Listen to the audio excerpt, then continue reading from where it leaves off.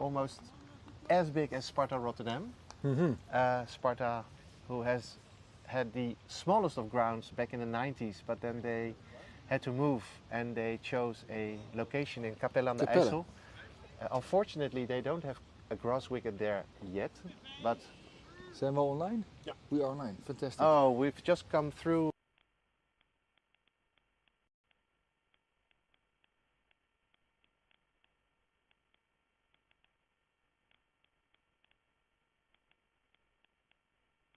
VOC Rotterdam. If everything goes well, then 44,000 people are tuning in at the moment, so a very warm welcome to you. Here in the commentary tent, I must say, because it's not really a box, is it, Klaas? Not really. No, the morning session, the T20 over, is done by myself, Jacob, and my fellow commentator, Klaas-Jan van Noordwijk. Good morning to you all. Good morning, Klaas. Hello, yes. Lovely to be here. This is sunny ground. Yeah. Although it's a bit clouded, it's still the sun is still coming through nicely. As Jacob said, VOC won the toss and they elected to field first. And so far they're doing quite a good job. They've only conceded 3 runs and 2 overs. And Corey Rogers is bowling at the moment. And there's a field change. Slips coming in and fine leg is moving more. Corey is running up the ball. That's a Great shot. For no run. For no run. Straight to the fielder. Thanks, Klaasie. I do feel we're both a bit like Waldorf and Stettler from the Muppet Show, but... Not yet, not yet. No. That's when we started criticizing Yeah, and exactly. saying everything was better when we were younger. Yeah, absolutely. So after 2 overs now, the score is... I think where's the scoreboard? It's 3 runs. 3 runs. Where can you see the scoreboard, The Klaas? scoreboard is over there at the clubhouse, but it's not working Oh, it's yet. not working. Okay, so we have was bowled by a spinner from the hockey club end. We'll have 2 ends today, the hockey club end and the ACC end, because Amsterdam Cricket Club used to be just at the other side of the little water here. And the hockey club is called Hurley, by the way. So it's the Hurley end and the ACC end. Ah, the Hurley end. Easier. Ah, perfect. Hurley end and the ACC end. So it's always quite exciting for a spinner to open the bowling. Of course, the batsman hasn't got his eye in yet, but the margin for error is so small that they can be punished for a bad ball. But as we'll see, that's quite close. Trying to give a little nick there through gully, but he missed it. Tony Staal, the batsman Tony Staal, and the other batsman at the dead end wicket is Coming out of the crease, single. Rata. They're both right-handed, either Tony or Rata. And so far they're easy to distinguish. yeah, Tony Staal is the tallest of them. Yeah. I've known Tony actually since 2004 when I joined HCC. It's almost 20 years ago when I was still playing, and Tony was still a very young guy who was always around with his cricket bat. Hey, there's an attempt, a man-cat attempt. The bowler stopped in his run-up and took off the bails while the batsman was out of his crease. He appealed and the umpire says dead ball.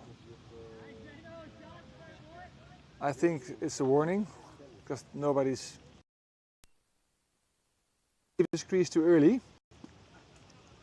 Rightly so, I think. Oh, a drop catch!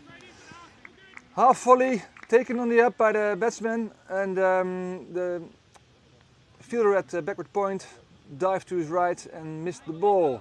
I think that was actually quite an easy catch, to be honest, Klaasie. Yeah. He should have dived for it. Yeah, he should have taken it. Yeah. I think so too. So first, that's a good single there by Tony Staal.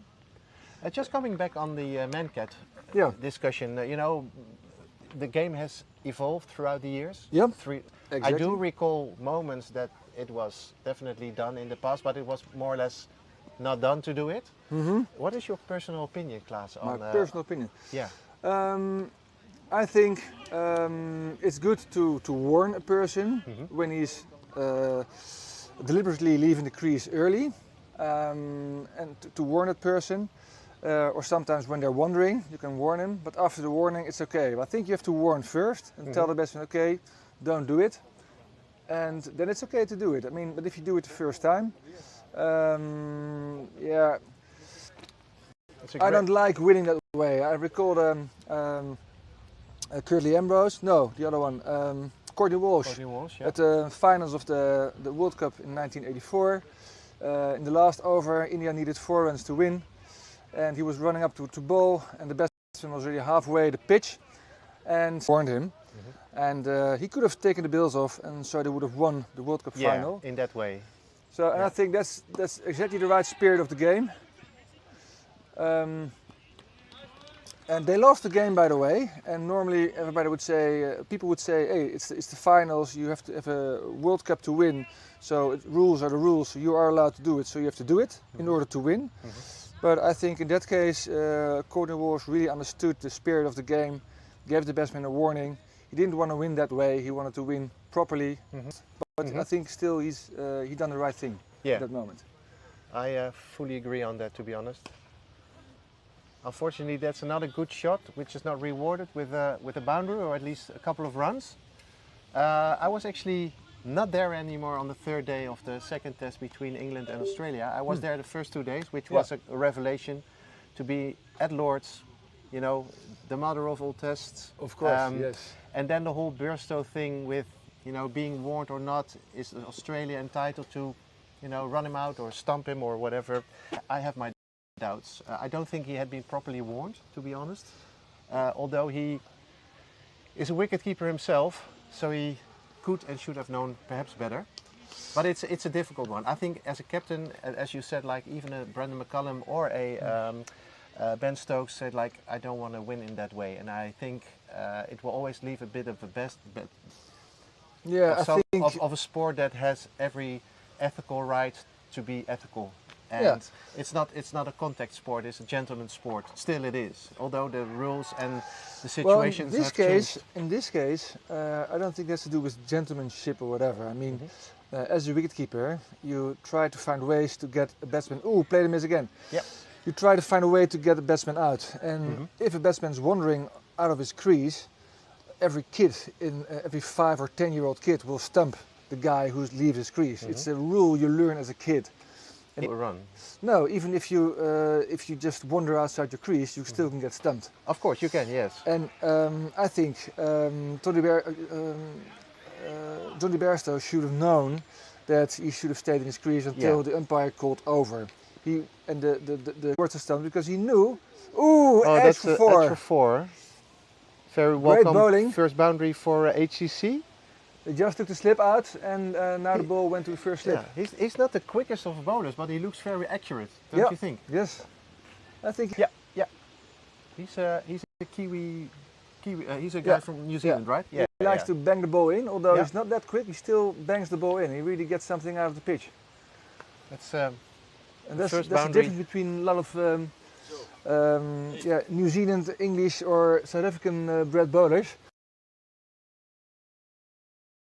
They know how to bang the ball into the pitch, even though they're not really that quick. Oh, look at that! And again, it's actually 4 in a row, huh? Yeah. It's batsman's playing and missing, and he got 1 edge for 4. Yeah. So that brings the 4th over. There's the lovely chairman of VRA. It's Doreen, my little princess from you.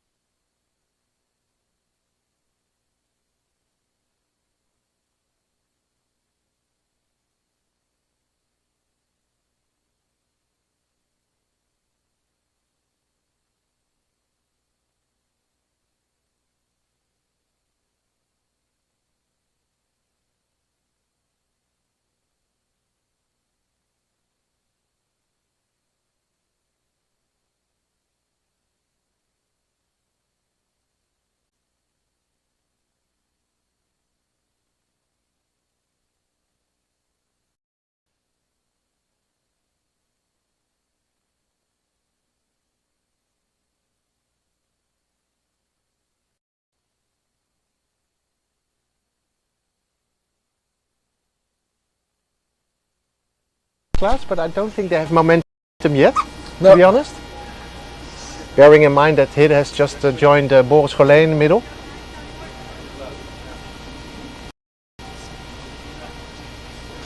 Well, it's nice to see some exciting youngsters coming up for Dutch cricket. I mean, although the amount of youth we have in Holland is still there's a lot of talent, and the talent is being educated well, as I can see. So that's good to see. At a respectable, respectable level. I mean, it's very important for a sport to, if you want to keep on growing at a certain level. Yep. If you drop that level, like for instance what happens in Kenya or Denmark, then you see that the whole momentum leaves your country. And of course, one of the big things we've done is reaching the World Cup, and I think the Dutch 11 have done a great job by reaching the World Cup. Yeah, and even becoming number 10 of the world. I mean, in my days we were number 16. Yeah. And we won a few games, so maybe we're 13 or whatever. But to become in the top 10, that's a big step, major step, and it's a team that really has some potential as well. Mm-hmm. There's quite a few young guys, Vikramjit Singh, Bas de Lede, young guys. Yeah.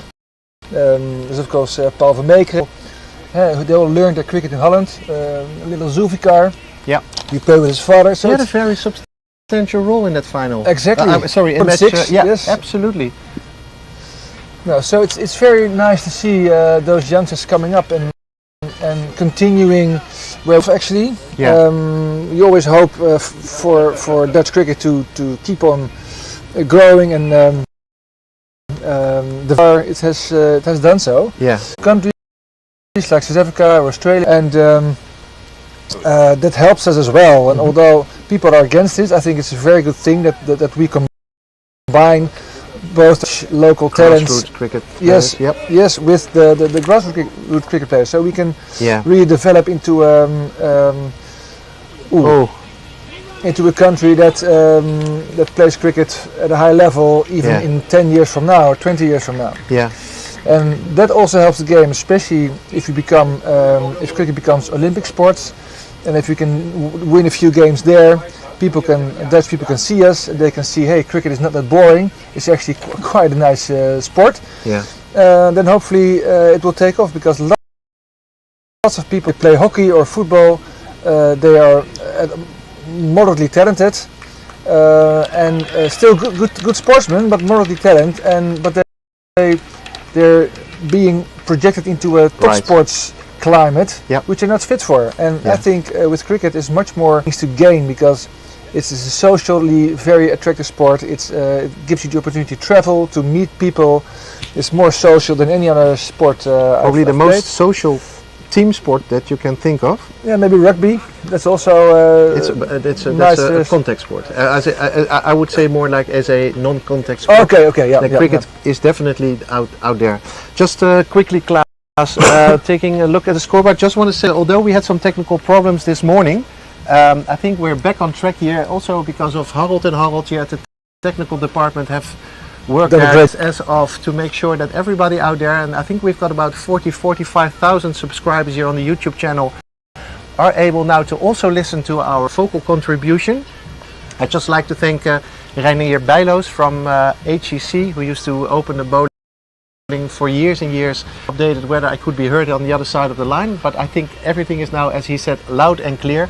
So Reinier, thank you so much for keeping me updated. Also the fact that probably Fred Staal is tuning in from Spain, where he is on holiday, as well as Jeroen Smits, who's now a few days off. Jeroen who? Jeroen Smits, the famous wicketkeeper for Holland, and he is now in Italy. So I know that even at VOC ground, the two batsmen that are in, Boris Golé and Hidde Overdijk, are getting into a very important stage, because it's now only 5 over left, so it's 29 deliveries where they can try to score many runs as they can. Mistakes or getting too much risk. That's a great shot. Actually. That's a great shot. That's a covered drive for 6. It's unreal because just like Tony Staal, I've known Hidde since he was, well, 14, 15, 12 or 14, and now, you know, these guys, they grow, they watch cricket, they learn from their coaches. Unfortunately, HCC coach is injured, but he's a very good shot actually. Because, yeah. When I saw him about 5-6 years ago, he was one of the talents of HCC, of course. Yeah. You could already tell that he was actually, talented. I thought, well, he didn't look that talented. I wasn't really not impressed yet. But if I look at him now, I really see this shot is a really great shot. The first ball for 6. And that's another great shot. It's a great shot. So he really developed into a very good player. Yep. And that's what I mean. I mean, they're playing shots that we never played in our days. Yep. And they look like they're in control, so it's good cricket. Because it looks very organic. Yeah. There's not a lot of, not your head is in the air and you're not watching the ball properly. It's very well executed. Controlled shots. Yeah, correct. So you can see they put a lot of hard work into it. That's nice to see. Yeah, definitely. That's more shot we played. You can't middle every ball. Ooh, a fumble there by Max, and he's almost. Well, that's a run out. Never run on a fumble. Never run on a fumble. Never. So where VOC looked, VOC I must say, looked a bit control in the first couple of overs. You know, as I said, like averaging 4. But then things progress. I think they lack one more. VOC. Yeah. I think they lack one more bowler who can really dominate and really keep things tight. And having said that, they batted well through the middle overs. They took risks and were still in. So worked to have some good balls, especially the reverse sweeps. Yeah. From Tony Staal, there were some. The 6 was beautiful. The ball after was 4. It was 2 good shots. Geez, that was a great shot to open your score, huh? Yeah. If you would stop, then you've got a 600% strike rate. Yeah. Yes. I would kill for that, Classy. I've never done it actually. I've never hit my first ball for 6. I've tried it. Yeah. But never done it. Well, I'll tell you a funny story. Then when I spent it, that's out. Yes. Such a shame. Yeah, that was a bit unfortunate. I think it was a bit of a ball going up and down, and he missed it, and he fell out of the crease, and the wicketkeeper actually did quite well just to get hit stumped, and that's a shame because he looked like he had the iron. Yes, he was batting really well. Actually. Yeah, because he had like about, I think, 30 runs already. Yeah. Few boundaries. Yeah. No, but I only played one Weka in Australia, in Perth, and it was the club championships, and I was the batsman to go into the 2 last balls. Okay. And I managed to get 2 2s, which was 2 2s in the spirit. So I can now honestly say that I have a 200% strike rate at the Weka. I don't think there's a lot of people out there. No, that's fantastic. Yeah, no, but he really did well. I must say, for the time he's been out there, I think he was only there for about 10 minutes. He's lifted the score, definitely. A bit unfortunate, to be honest, but now it's very important for the new batsman in to take his spot. I think this is the son. Could this be the son of? This is Floyd. Oh, this is Floyd. Yes. Oh yeah, number 7. Yeah, sorry. Yeah. It's Floyd batting. Yeah. Sorry, I thought that was. No, but I think he is. Isn't he playing for the? He is a spinner that also played for Holland. I'm not sure. Could be. Yeah, I think so. But then again, it's a batsman number 5. And we'll just. He looks like a cricketer, like a proper cricketer so far. So. Well, if you're betting on, number 5, I've betted number 5. Yeah. But Chakalis, I think he also went in 5 for South Africa. Yeah. What a player that was, Class. How amazing. difficult it would Best be with all-rounder ever. All the cricket that we've seen throughout the years to pick your all-time 11. That's impossible. Impossible. Actually, because if you had to choose between, let's say, Tendulkar and Chakalis. Yeah. Exactly. Well, betting wise, I think Tendulkar beats him. But bowling wise, then it's an all-rounder. I mean, there's guys like Wasim Akram. There's guys. Of course, Ben Stokes. Amazing talent. Where would you put him? Well, actually, I think he's in that sense he's the greatest because at the moment that people expect the stars to come out and perform at the important moments, he delivers. Yeah. And that's one of the few people who actually do it time after time after time again. And that's, I think, a quality that many people have. And he's done it so often that, and he's such a dominant factor in the English game. Yeah. I would rate him currently as the best all-round because of that. Yeah.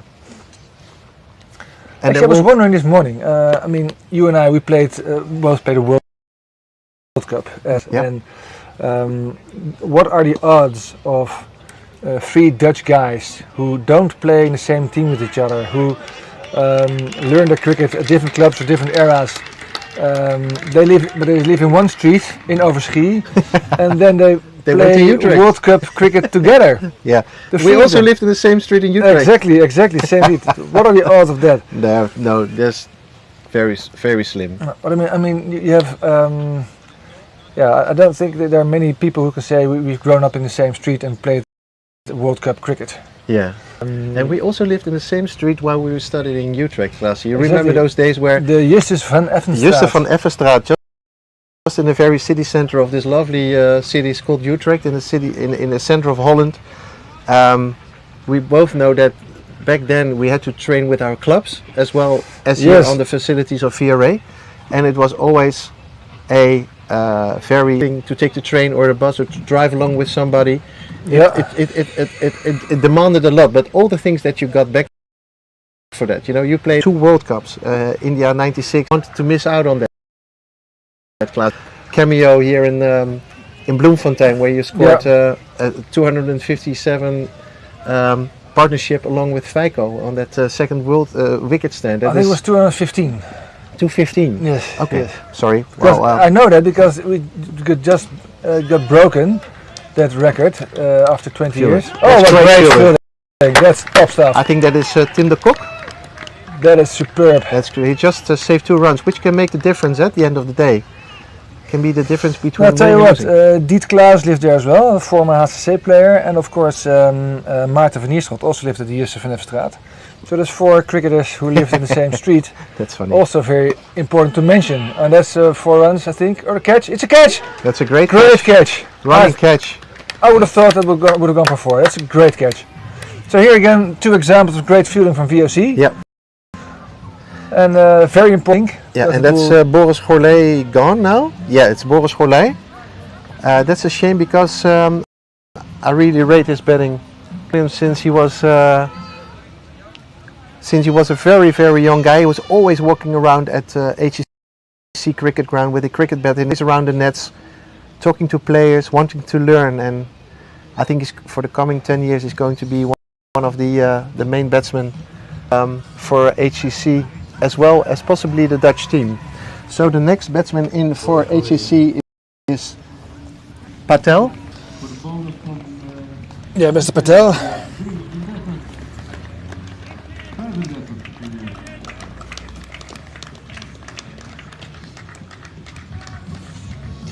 No, but I think for Dutch cricket, I think cricket is a pretty tough game stand to pick up. You really have to see a few games and have somebody explaining you what's happening. I remember watching 4 years ago with the Super Over, of course, with the great final from England against New Zealand. And my son... With the Super Over? Yes, and my son Sam had a friend over. And we told him this is going to be a great match.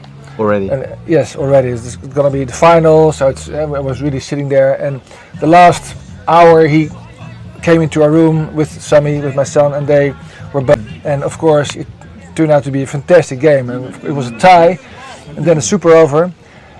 And at the last ball of the Super Over, Sammy's friend stood up and said, "Oh, I have to take a leak." No, he did not. Yes, I have to go to the toilet. Hello, this is the most important ball of the whole match. You could have missed the whole match. This is the one ball you don't want to miss. And he stood up and went to the toilet. He did not. Yes, he went away. It's like the Champions League final between Inter Milan and Juventus, and then the penalty, last penalty. And you go home because you want to be going to the car park to get your car first. I said, "No, you have to watch, man." No, I gotta go. So I think he sensed there was it was a tense moment. now, and but it just got to him. He didn't get it. His bladder. Yeah. He got the better part of him. It was amazing. I was like, what? Yeah, unreal. Jeez, you wouldn't see that final. That's never ever going to happen again. No. It was.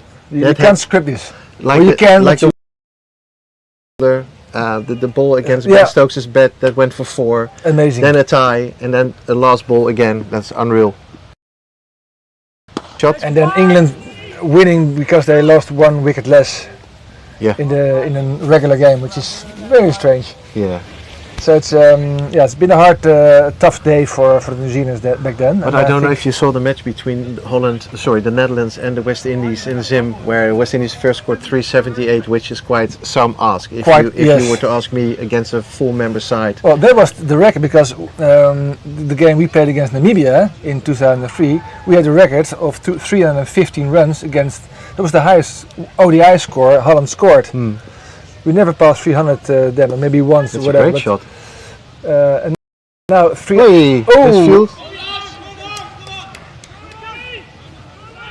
then 378. 378. Yeah. To beat that's amazing effort. Well, to get equal that, yeah, that's amazing effort. And then what Logan van Beek just did, that's well, you know. Well, that's what I mean with the rise of the Dutch cricket. I mean, you need guys like Logan van Beek, who, I think he's not going to miss it. No, easy catch for Mr. O'Dowd. Max O'Dowd. I don't think the batsman has played this a bit in too much. Get a single and let him do the thing. Well, okay, this is going to be interesting. There's 2 batsmen in with the eyes not in yet. 2.5 hours to go. But just taking this cricket to a different generation now. This is Feiko Kloppenburg's son, Teun Kloppenburg. I think he's only about 16. Yes, he plays for the under 16, so either 15 or 16, I think. Yeah, and apparently, I've seen him bet for on a Friday afternoon cricket match at HCC. He's got a ball, and that's not that strange because his father Feiko was also a very dominating batsman for the Netherlands in the 2000. I think a lot of people underestimate Feiko because of the way he's built. He's quite roughly built, and he's not that quick. But he's a great eye for the ball. Great eye for the ball. Good timing, good technique. Good pair of hands as well. Yeah, good player. Yeah. I'm not going to put many more feathers up his back. Yeah. No, but it's good to see that it's a new generation. Perhaps Teun could have also taken another path by gaming or pedaling. I don't know. But he's got the cricket genes in his veins. First is gonna have 2 here. No. There's too much doubt there. That would definitely been a run out. Yeah.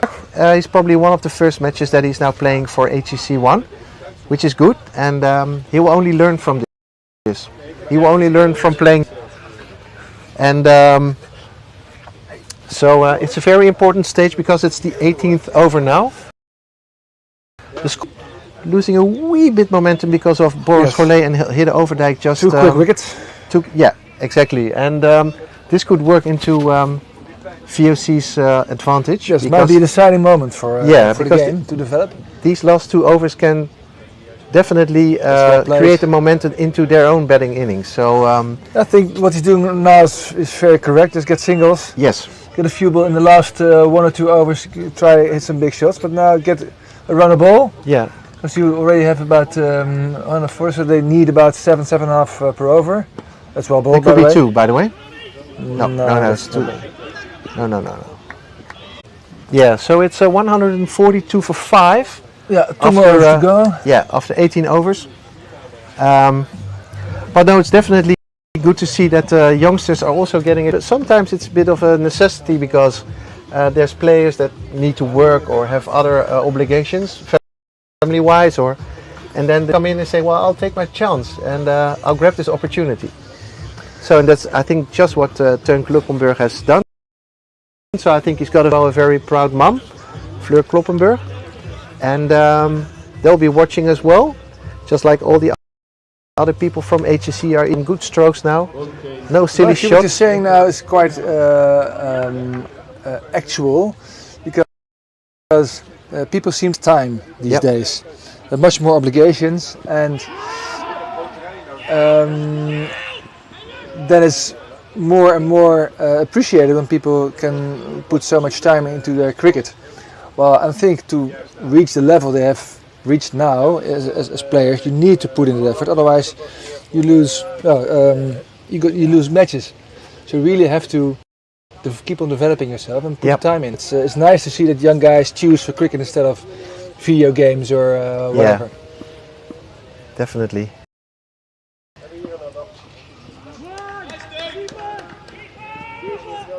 Yeah, that is well shouted out there because a good throw. Yeah, I think that's also a bit of a challenge when you've just come into as a new batsman, just to make sure that from first word go that you're able to push yourself and turn ones into twos. Yeah. Because that can definitely make a difference. That's a good shot. Might need to go into the gap. No, well fielded again. I must say that the level of the VOC fielding has been outstanding today. Yeah. Definitely, they have only missed one chance in the beginning, which didn't cost them that badly, but only chance dropped. But since then it's been outstanding. Boundaries have been stopped, been good throws. Twos have been stopped into singles. This is a bit of a wild swing, to be honest. Well, actually, Jelte can put behind the ball, and I think if he would have been much more effective. But now he's trying to bowl a different ball every ball. Yeah. Instead of have a few stock balls, then switch to a slower one or ball, a Yorker or whatever.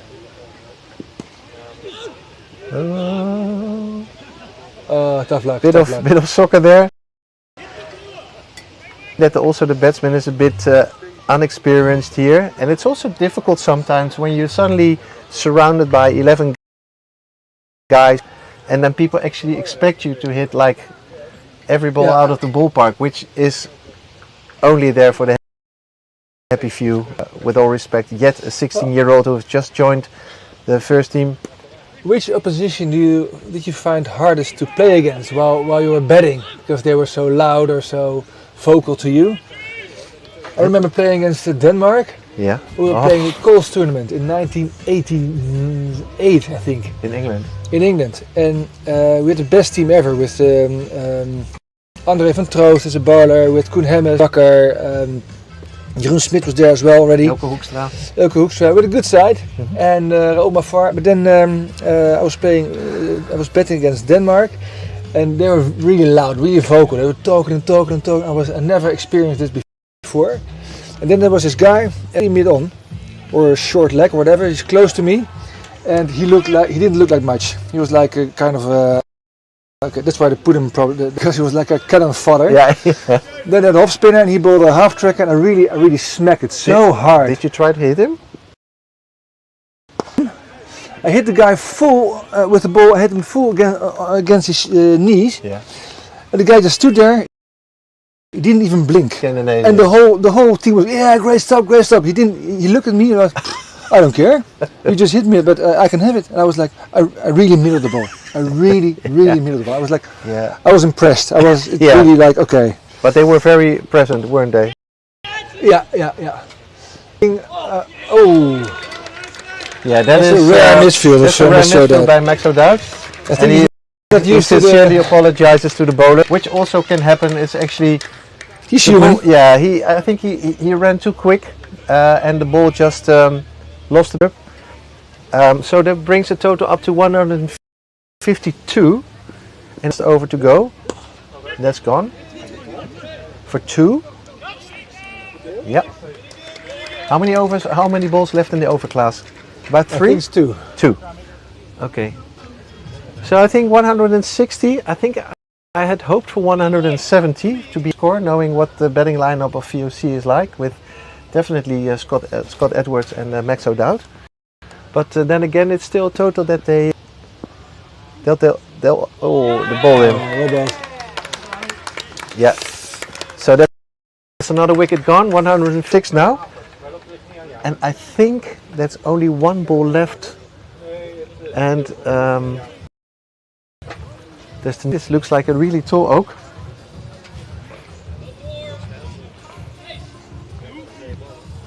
Looks like a left-hander to me because the thick thumb is on the left-hand side. Yes, he's left-handed.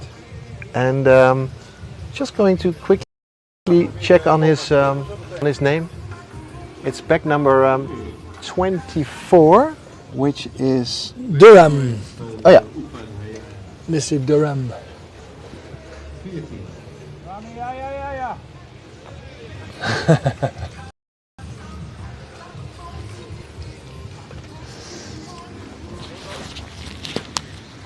So last couple of balls, 154 on the board, 6 wickets. Well, like Jacob said, they're aiming for 160 probably, which would be a good score. It's 8 runs and over. Good wicket. It's a batting track. It's a large field, and if you have the runs on the board, it's always up to the other to make those runs.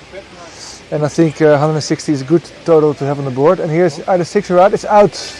It's a great catch on the boundary. So 1 ball. Only 1 ball for Mr. Floyd Durham, sorry. oh yeah. Yeah, it could be a hat-trick. It's a hat-trick ball. Mama.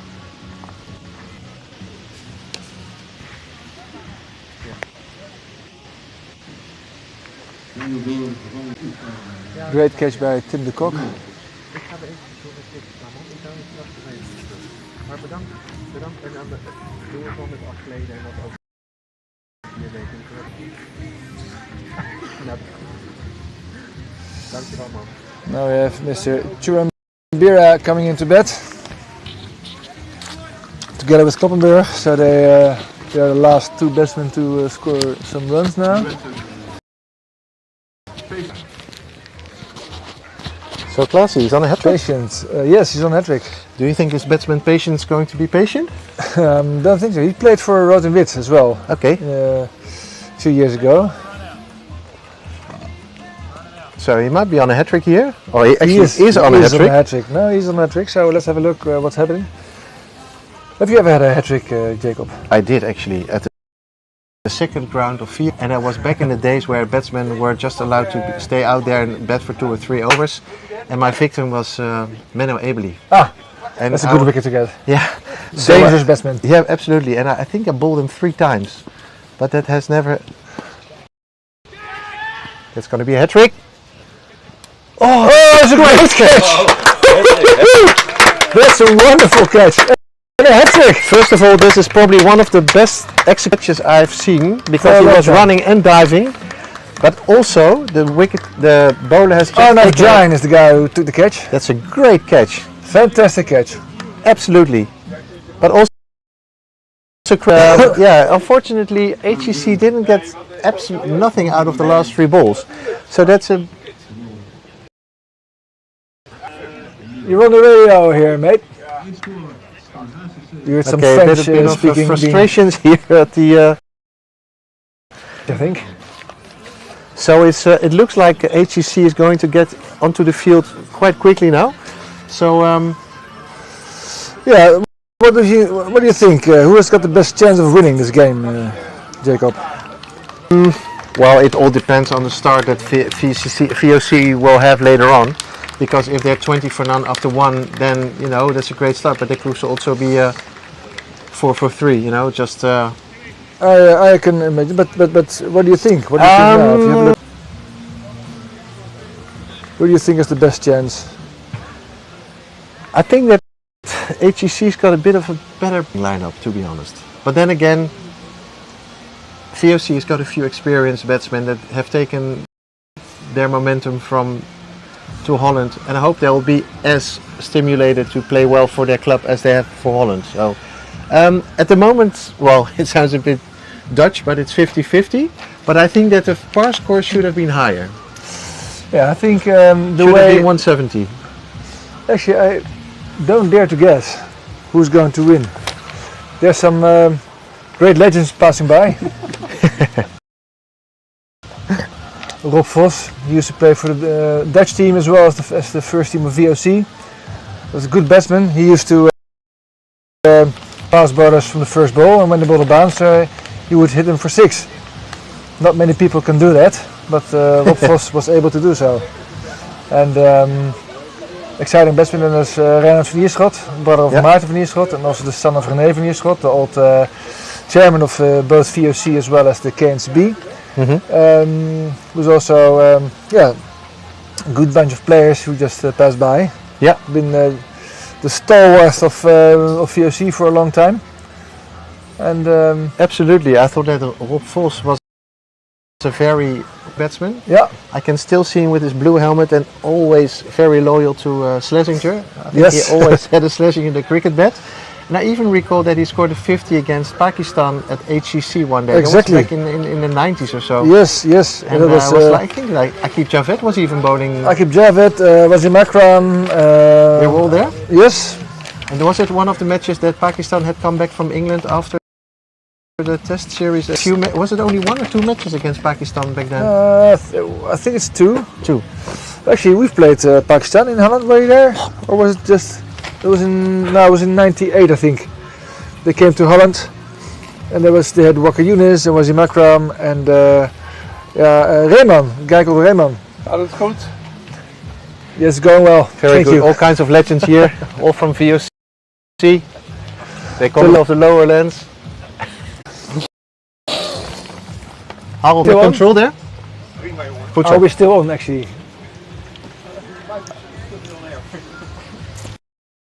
I think it's time for us to have a pause as well. So I'm going to take it off. Yeah. Okay, guys, we'll be right back after a short break. We'll just quickly go to the restroom. We have a drink, yes. And we'll have a drink. We'll be back in just a few moments. Cheers.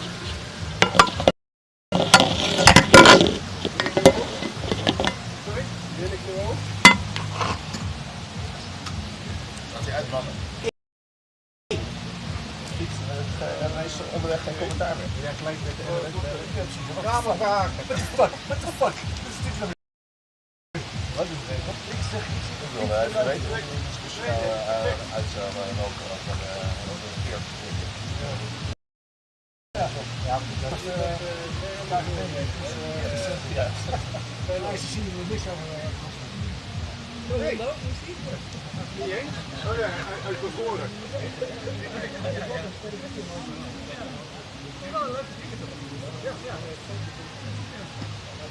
Door, maar ik ga dan voor de volgende wedstrijd de gewoon even op de nee, dat is natuurlijk wel gaaf. We gaan het niet jaar. Hé jongen, goed wat. De ene keer heel veel Harold. Nee, Harold. Harold en Harold.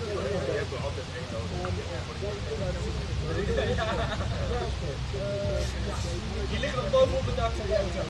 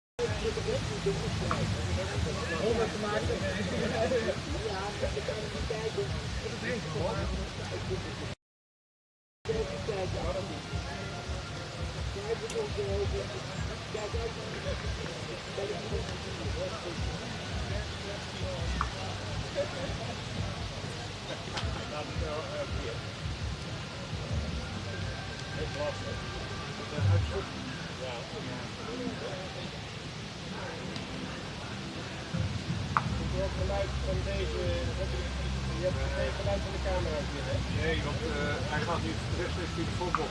Uit de frontbox. Nee, maar... Oh ja, ja.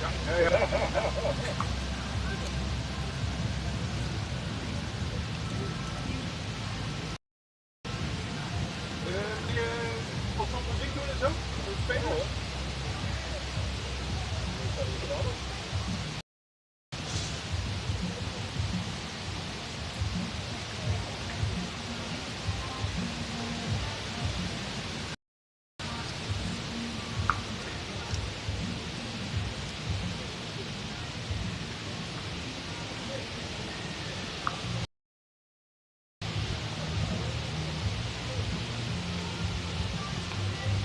Nou, seintje als je denkt, leuk zeg, nee, deze is leuk.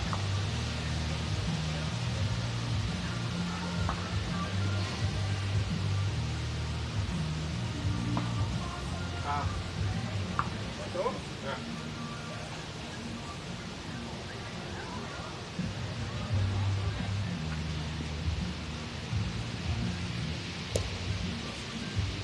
Leuk dit.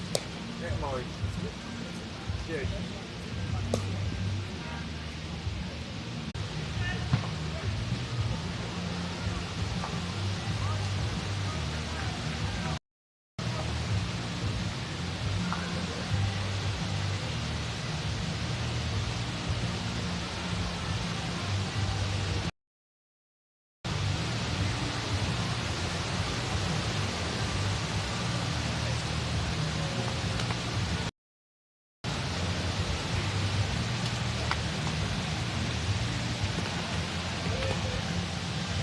Leuk.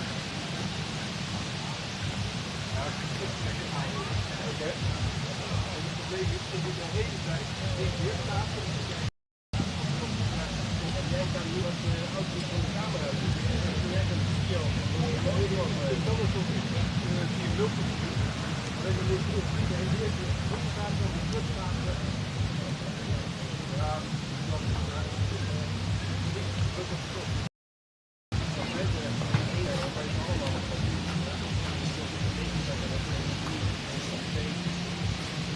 we hebben nog een ding.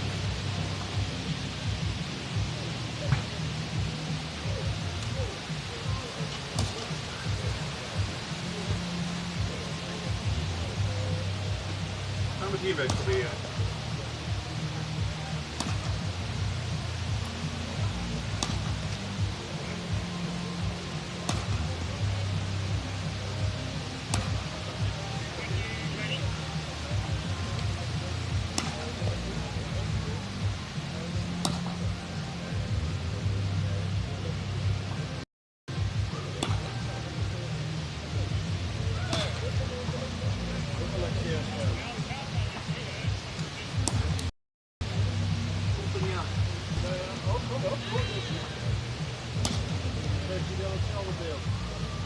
Dan krijg je niet een beeld van al de HDMI-camera's binnen. Dat zou mooi zijn.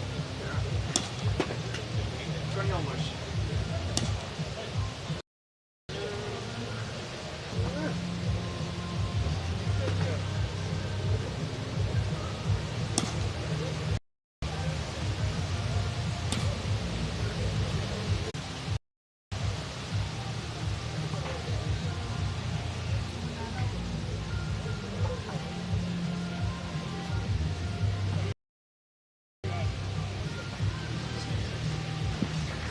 Ja, je profiel.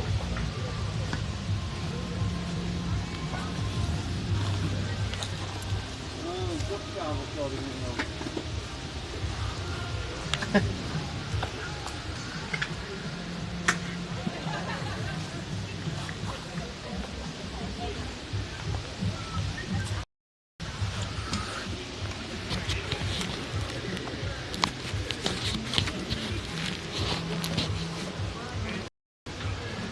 And a very warm welcome to all our viewers out there, whether they're in Holland or in England or somewhere else on this planet, or watching the finals day of the Dutch T20 competition organized by the Royal Dutch Cricket Association at the lovely venue of VOC right in Amsterdam. And we've just witnessed a first innings of HCC, which ended after on 154. For everybody who's just joined us, my name is Jacob Jan Esmeijer. I used to play cricket in Holland for 2 clubs, Excelsior in Schiedam and HCC in The Hague. And I'm joined here in the commentary tent, as we would call it today, by my former teammate for the Netherlands, my former street mate in Rotterdam, my street mate in Utrecht, and Klaas-Jan van Noordwijk. I'll tell you a funny story just before we go into the second innings, that Klaas and I also went to the same school. What's that? Klaas and I also went to the same, and as we were, changing classes, Klaas from a Monday, we knew that we would play each other on a Wednesday. He said, "Bowl you a bouncer. I'm going to bowl you a bouncer," and I think it was for a whole week that I was expecting you to bowl a bouncer. So it's at some stage it just definitely is going to, and we weren't wearing helmets these days, and you can already sense the feeling. What I got, it was the. I think the off and middle stump were gone. They just were vaporized. Exactly. They were like you had thrown some javelins, and these are great memories that I will never forget, Klaas. I'm going to bowl you about shit. Yeah. So perfect Yorker. Perfect Yorker, really. Of course, for a golden duck, because it was the first ball up. And as you may hear at the back, for all the older players out there in the age of 45, 55, the famous introduction of the BBC cricket. Cricket tune. Cricket tune, yeah, and you would, be sitting behind the television waiting for the Ashes, or perhaps England playing at Old Trafford. The likes of Mike Getting, David Gower, Graham Dilley, John Embury, Phil Edmonds, well, to name a few.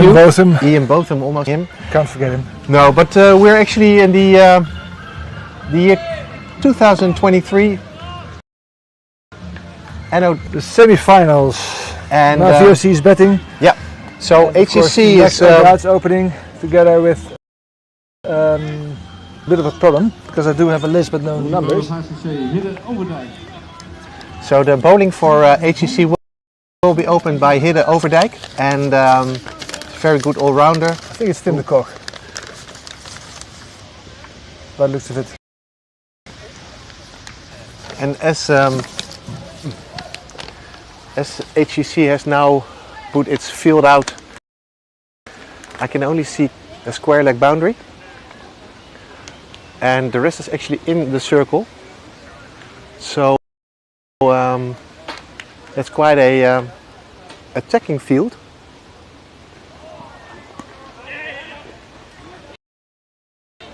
So taken there by, I think it's Tim de Kok opening the betting, along with Max O'Dowd. Is that right, Klaas? I think so. I'm not sure. We'll have to ask. It's a bit of a worry. I do have the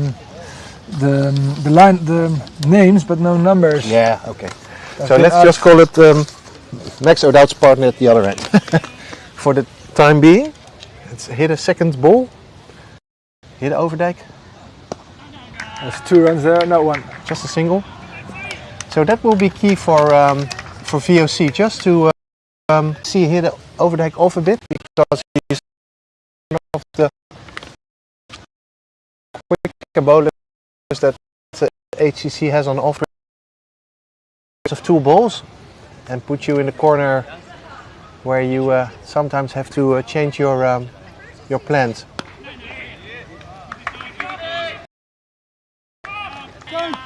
By Feiko Kloppenburg's son, Teun Kloppenburg. It's 3 singles.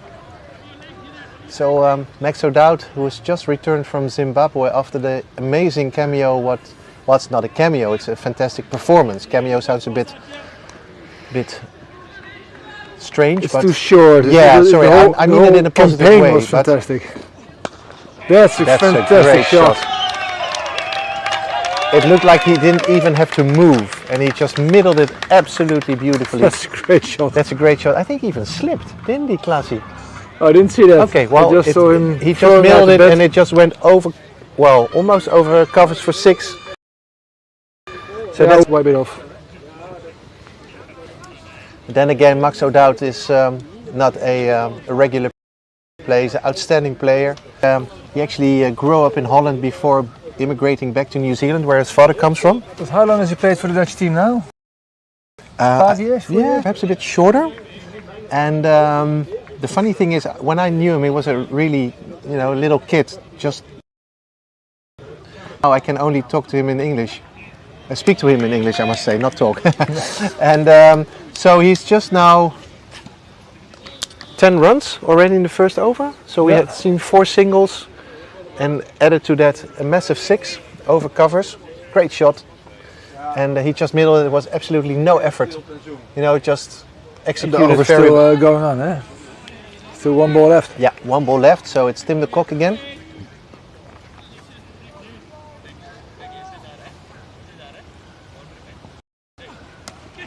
There's 2 runs, maybe 4. It's 4 runs. So that's quite an expensive over for HCC, which brings the total 14 runs after the first over. No panic, of course, because they were hoping for a better start, I think. Yeah. I mean, especially at the beginning, you hope to keep the run rate down, to apply some pressure. Correct. But if you get 14 runs against you in the first over, it's tough. I mean, it's which asking rate of 2 overs already. Yeah, true.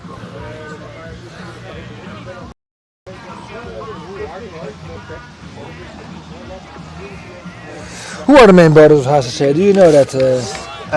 This guy, I bowl. It's Crowley, right? Yeah, it's Crowley. I think I saw him bowl when they were, because the whole thing is because of this whole T20 setup this year, because normally in Holland we play 50 over cricket, but because the Dutch team had to take away so many, let's say, domestic players for that World Cup qualification in Zimbabwe, also the fact that the county players were not able to be released by their counties, the KNCB decided that it would be an unfair competition if good teams would be giving away their players. So this whole T20 is, I think, a very good solution. We're Dutch people, we think it's solutions, not in problems. So after that's a great shot. Yeah, that is. So easy. Yeah. I wouldn't like to bowl to this guy. And so I saw some preliminary round cricket when HCC was playing a tri series with Sparta and VCC at the VCC ground a couple of months ago. So I saw Crowley bowl there, and they actually beat VCC quite easily. But then again, they were also a bit missing a few. But I mean, when you return from a tournament like they just played, and you played against the best bowlers around. I mean, people from Sri Lanka and the West Indies and Zimbabwe are good bowlers, proper high-class bowling. Yeah. And then you face a guy like Crowley, who is reasonable for Dutch standards, but in international standards, it's not impressive, No. And then it's for batsmen easy to play this. It should be a walk in the park for them, and it's very important for HCC to get these guys out. Yeah. If you get these guys out, it's a prize wicket, and that's going to change the match. As long as O'Dowd's in, the way it's batting, it looks so easy, and it's going to be tough for HCC to win this match. Otherwise, the only thing that may work in HCC advantage is that, as you said, a Crawley is perhaps not as good as a regular bowler from either Zimbabwe or West Indies, that there may be a sense of complacency around. So that Max says, okay, I'll hit him anyway, and then make this one tiny mistake that could himself out. And I'm not saying it's going to happen, but that's the chance they have. It's always the same. But the thing is, it's a semi-final, and I think if you play for the Dutch 11, you want to win. Yes. And especially if you play for your own team and you get a chance of a trophy. Yeah. Those are the games that matter for your team. Yeah. And you want to win. I mean, that's why you play cricket at this level. Any sport. If you get a chance to win a tournament or a competition, win it, do it. Yeah. So we did 9 runs of this over, which brings the total VOC to 23 for none after 2 overs. So healthy run rate of 11 runs and over. It's almost almost like Test cricket these days. Yeah. No, it's the same. It's almost a funny comparison, class. They say when do the most of accidents happen? Is that on the road when you drive? Is that or is that in the summer? People tend to say it's in the winter because it's cold and less fuel, but it's definitely people drive more careful. Exactly. So you're more concentrated, more motorcycle. So that perhaps goes a bit for if you're less concentrated, then little errors may occur. I'm not saying because batsmen are as good as they are, but anything can happen. You can get out on a bad ball. You get yourself out, or you get Brian Lara being bowled out by a lady. Yeah, and that was like a big shock. In back in the days. Back in the days. Yeah, he could bat a bit, Mr. Lara. This is Tim de Kok. He does look like a solid cricket. They had Ernest de Vevre, Ronald de Vevre, then Ronnie Elferink. I mean, you get one batsman out, you say, oh shit, then he comes in. Yeah, the next one comes in. Yeah. And of course, you have René Schoonen, then there's Deepak Lutra, Rob van Wilde. There wasn't one bad player here. No. Actually, the scorer. The ground scorer. Yeah. No, that was a very good side. And I think in '87 when we became champions, that was my first time. It was in with Rob van Wilde, Deepak Lutra, Ernest and Ronald de Vevre, Robert Livermore, Rob Vos, the same guys as in '84 almost. But actually, HCC, there was this the final four competition, and we had to reach them. We had to beat HCC, and we were C or HCC? At HCC, we had to score 181 runs, or 184, something like that, and we were 44 for 5. So we were in deep Barney Rubble trouble. Yes. And I came in, and then with Robert Livermore. That's gone sky high, and now is the big question: is he going to take? That's a great catch. Great catch, big wicket. Big wicket, Max. There you go. There you go. This is what I mean, Klaas. You can have a rocket of a start. Be 30 for none after 2.5, and then actually this shot. No. With no this shot. No. With no need for it. No need for it. Control, yeah. You're already averaging 10 and over. You're on fire, as they'd say. And now you're putting your team a wee bit into trouble. But then again, you said like you've got a very long batting lineup, but you don't want to leave it up to the next batsman. To be honest, you just want to finish it off yourself. Yeah, it was not. It was. I think it's the proper shot to play, but not good, not well executed. No. I think it was good to aim over the top. Yeah, well, you think he wanted to hit it over the top? Yeah, he was too early. Yeah. And that's the short stuff. He was quite well. Of course, he hit a 6. Yeah, I'm not sure what happened there. Why he played this? Why he failed to execute this shot?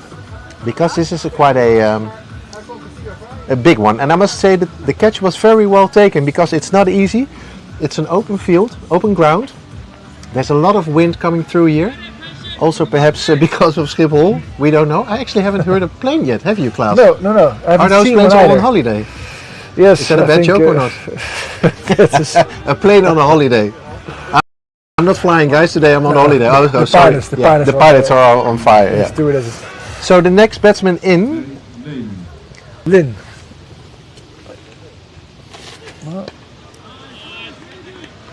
Lane Barry, I think. Yeah.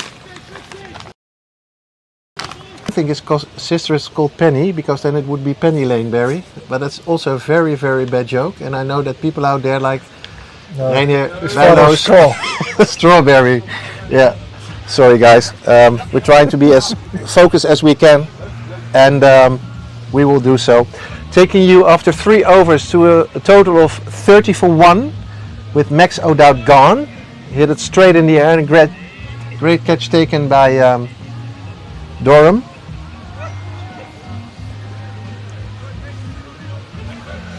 I think the old clubhouse VOC was very nice because it hit the balcony, especially at about 6 o'clock at night. When the 5th or the 3rd finished their game, they would have gone up to the balcony, the piano, and they played songs, they were singing, and there was beer, and it was fun. And when you were playing there, it was really, because there were about 150 people. There, and they were screaming, shouting, and Of course, when you hit a 6, they were cheering, or when you took a wicket, they were cheering.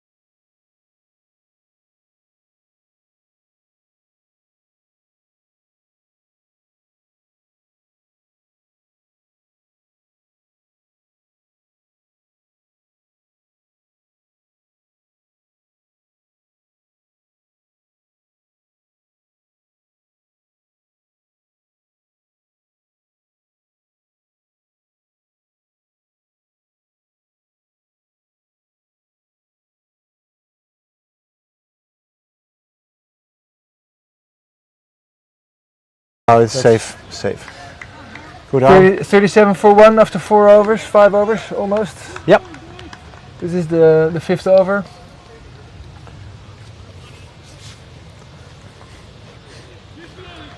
So it's going to be interesting if the run rate can be kept by VOC or if it's going to be a bit less. Well, they're going for their shots. Definitely.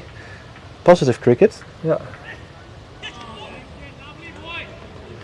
And the batsman also has to bear in mind that not every ball is there to be hit. But I recall that Mark Wall, one of the greater batsmen that Australia has ever known. Not a Mark big, who? Well, they actually were 4 brothers. And actually the last one they called him Afghan. Because, and everybody, why do they call him Afghan? Because he was the forgotten Wall. Well, he was probably not as good as Mark Wall. But Mark Wall was... What is he good for? Yeah. But Mark Wall would always, when he was batting... Oh, that's nice. That's 6, I think. I think it's 4. That's 4. Oh, 6. Yeah. I think, yeah, sorry. The spectators over there just signaled 6. No, but Mark Wall would always say like, the ball that I'm facing is going to be 6, 6, 6, but then as the ball would come, then he would remarry it. Yes. And he said, okay, single. That's what I used to do. Yeah? Yeah. So positive mindset, like that every ball can be hit, but then you start off with a 6. Yeah. Yeah. But you also had to bear in mind that not every ball is there to be hit for 6 or for 4. No. You have to also respect the better ball. It's about being positive. And that's actually the intention. You have the intention to hit a ball and then you can back out blocking it. But if you attempt to block a ball, you have to stay down, because when you're down it's easy to get up. If you stand the other way up around. too straight, that's very hard to get down. So those are simple basics in mentality and in execution. Yeah. So that brings Tim de Kok's total to 23. Now that Max O'Dowd is gone and Lane Barry is joined him in the middle. I think it's going to be a wide ball. And a run. Well done. So that's 2 runs. Yeah, definitely a wide. The keeper had to make too big an effort. If you look at the cricketers from the 80s, like the top players like Mike Getting, Ian Botham, and well, the guys in those days. If you have a look at the players now, the way their bodies are shaped and the way they move, it's been a huge change. That's unreal. Everybody who says cricket is about drinking tea, which a lot of people in Holland think, think again. Ooh, how about? Kicked a bit. Yeah, I recall that when England was touring New Zealand back in the 80s, I think it was John Morris and David Gower would, after their training session, would get in a plane and fly over one of the islands, and have a nice evening out, Pinot Noir for lunch. Even my good friend Andre van Troost, who was a professional cricket player, probably one of the quickest bowlers on this planet ever, he would have. He said, back in the days, yes, we would. That's shot. We would definitely work on our fitness, but during a lunch break, when you're playing for Somerset, he said, "Can I have a big rump steak and two pints of Coca-Cola, please?" Yeah. And no questions asked. Nowadays it's like a half a carrot, a bit of pasta, and an energy drink. Energy drink, yeah. And then perhaps do a bit of rowing in an ice bath. Yeah. What about the Aussies? I mean, what's the opening batsman? David Boone. David Boone, exactly. When he flew from Australia to Europe, I think he had 50 cans. 53 or 50 something. Yeah. He still a record. Yes. Yeah. But I don't think the record will ever be broken again by the Australian side. No, I think in liters of water perhaps, but no. But those were the days. I mean, but it's and the equipment has also Yes, changed. If you probably look at a cricket bat that Don Bradman used when he was batting, you wouldn't even throw it in the fire now, because that would be an insult for the fireplace. Yeah. And now you look at bats, like they burn like the 2.7 grey nickels. It's no wonder why they're sometimes to 700 or 800 euros per bat. And that's definitely a sort of holy sacred triangle, evolution of the human being, evolution of the game, and equipment. The training of course, the whole when I just spoke about Bob Woolmer, he was really the stalwart of introducing science into cricket. He had a big link with in South Africa with the Sports Science Institute. We had trainings which we trained our eyes, the way we looked at the ball. Yeah. Nutrition, also certain exercises which keeps you fit and made you more athletic. If you see at the fielding now, the way, like even Ravindra Jadeja, who's about 34 now, the way he moves in the field and the way he fields is fantastic. It's amazing. MS Dhoni, who's 38, 39 now, maybe even older, but the way, it's amazing how fit that guy still is. And there's so many better methods of training and also ways to preserve. Oh, that's a big six. Shot. He makes it look so easy. Yeah. And this is the new batsman. It's not Tim de Kok, but it's Crowley. Lane Barry. Of course. It was Barry. Yeah. Stroll. So I think that is already the third. Heli. The third umpire has just come on to the ground. I think with a new box of balls, because I think the one ball has gone into the water now, and somebody first has to pick it. But to keep momentum going, also bearing the fact in mind that later today the second match will take place, and then still a final. We can't lose too much time here.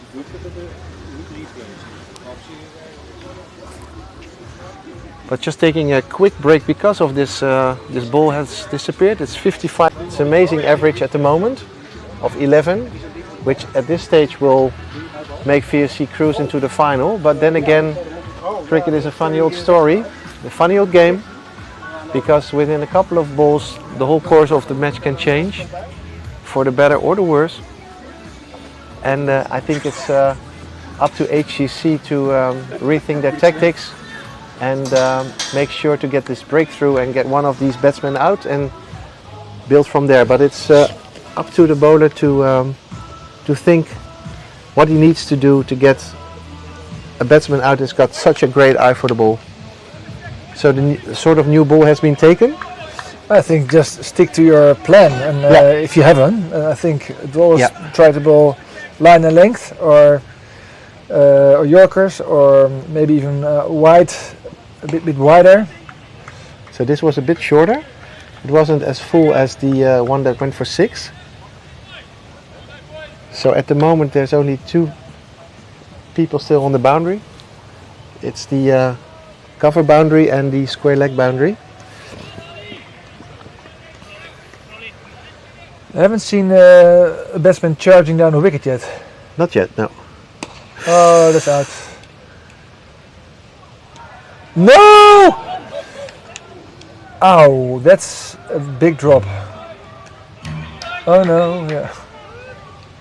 I think it's very good what the fielder does here. But this, this, if you want to win matches, then you have to take your catches. That's an old wisdom. Very old wisdom. Catches win matches. Somewhere you could sense that he wasn't that certain, but I've seen worse drops, to be honest, Klaas. No, like greater fielders. Yes. Yeah. Oh, I remember Herschel Gibbs against Steve Wall. You've just dropped the World Cup, mate. Yeah. Yeah. That was 1999 in England. I think there's a few South Africans that would still wake up in the middle of the night sweating like like there's no tomorrow.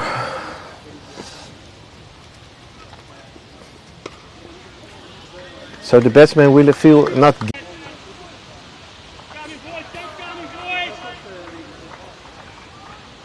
It's going to be interesting to see how the bowler literally, figuratively will bounce back from this, because it was a very, very easy chance on the second wicket for HCC. It's always tough as a bowler. You put in the action, the effort, and but that makes it a team effort. Yeah. You make it a dolly for your teammate, and he drops it. Yeah. So it's 56 for 1 after 6. That's also when you're bowling. I mean, people tend to look at the statistics and at your bowling figures, and sometimes you have a great spell. Yep. But you were unlucky by 3 edges, and some ball went through the legs of a fielder for 4 and stuff. You have bad bowling figures while you've bowled fantastic. And other people bowl 2 long hops and a half volley, and they get 3 catches, and they have bowling figures of 3 for a little bit of a few runs, and that's always tough for a bowler. Yeah.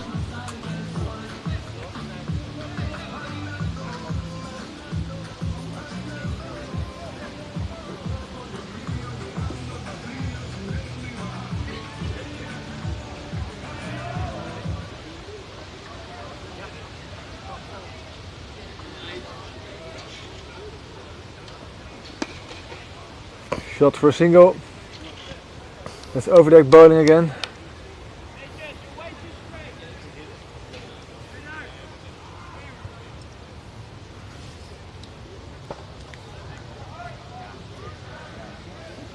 What was the toughest bowler you've faced, Jacob? You mean the quickest or the toughest? Like the toughest? Who got you out most times, or who did you think, wow, that was? I think there's only 2 names that come up now. In Holland, I thought that Chris Pringle, the former New Zealand bowler, was one of my menaces. Absolute nightmare, because he could bowl the slower ball so well, and before you knew it, your mid stump was doing strange things again. Yeah. So, and when I recall when he wrote that, he had written a book on his career. He said like, "Save the last ball for me," something like that. And after the match where he got my wicket again, he actually. That is a great catch. Fantastic catch. Tony Staal. That is well taken. So just to finish my story, so he had signed that book for me. Hi to JJ, keep bat and pet together, mate. Cheers, Chris. And I did pay him a couple of bucks for the book. But no, that was a nightmare. And I recall when I played a season in Australia and Perth, you know, I was a hard worker. I wasn't that talented, and I couldn't always what the bowler was doing. Yeah. But then I was facing Mascarenas at I think Melville or Belleville, the club was called, near a river, and I just played and missed and played and missed and played and missed, and it drove him absolutely mad until that one ball that he bowled a bit fuller, and I happened to hit it over the top for 6, and I felt like a legend, but he was just, you know, he didn't get me out, but I just knew that he knew what he was doing. Yeah. So, and that was just 1 or 2 overs where I must have missed like 9 or 10 times. But then again, he played Dimitri Mascarenhas, his name was. I think he played for Hampshire. Yeah. And he also played for England one stage. So I don't know if he's listening in, but I thought he bowled really well. He definitely is listening. Definitely, yeah. Okay, very good. And no, but definitely in Holland, Chris Pringle. You know, like we were afraid of Andre van Troos because he was so quick. Yeah. And he could bowl long balls, but he could also bowl short balls. And so as a batsman, you were quite uncertain at that stage. Toes. You were on your toes. Yeah. And so I thought that was... I wasn't really afraid of quick bowlers, but it wasn't, you know, no. As Bob Simpson said, nobody likes to face pacers. Nobody. No. If it's over 90 miles an hour, it's not really. Yeah, but then again, over 85 miles an hour, still quick. Exactly. But then I had the privilege of facing Mutaya Muralitharan in 2000. Muralitharan in 2002, and I had thought of a little plan. Like, okay, if he's going to bowl to me, I'm not going to make him bounce the ball. I'll just charge as quickly as I can, take it on the full and hit him for 6 out of the ground. So that was going to happen. So I think the first ball I just, you know, played normally. And then I said like, okay, now it's going to happen. So I did exactly that, but I came a bit short and I did hit it on the full toss, but on the toe of my bat, and I just scooped it into the hands of Chaminda Vaas. So the idea was very good, but there was not a bowler that I was afraid of. He was just a magician, you know. Like I think there has been better players than me that have faced Muralitharan and of also course were not bamboozled. Absolutely didn't have a clue, you know. Like suppose if you were to face Shane Warne, which we would have loved to have done so in 2003. That was a big shame. It was a big shame. He wasn't playing. I wouldn't have mind being embarrassed by him. That's a good line and length now here by hitter.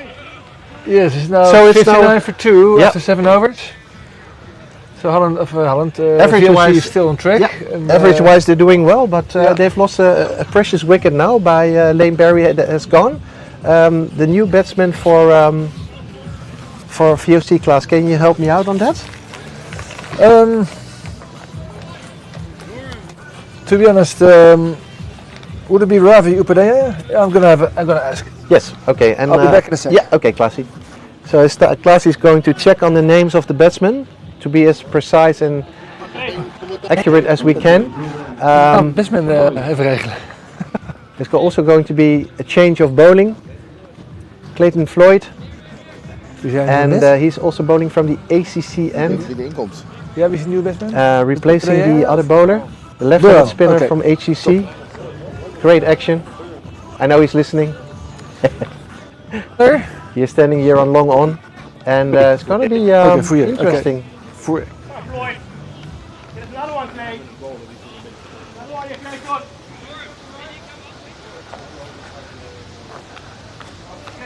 So, having been a spinner myself, it's always interesting to see a peer left-handed spinner. What is he going to do? How does he rotate? Where does he get his spin from? What is his field like? So first ball up for Clayton. That's a good shot. It won't go for 4 though. That's 2 runs. It's 2 runs with a pretty good arm there by Tony Staal. Tell you what, the batsman's name is Buran Nias. Buran Nias? Buran Nias. Buran Nias, if we pronounce it correctly. Yeah, Burhan Nias. And the other one is Francois Fouret instead of Tim Cook. So we've missed. And where is he from? Francois? He's from South Africa. He's from Paris. From Paris? Seriously? To be honest. Oh, that's 4 runs. That could be 4. Yes.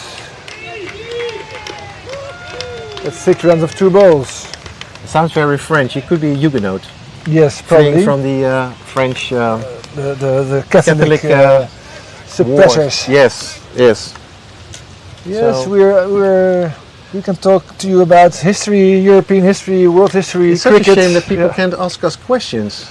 Yeah, it would be nice if we could have like this Twitter account where, you know, like Waldorf and Stedtler answering all your questions. Yes. Whether they're from a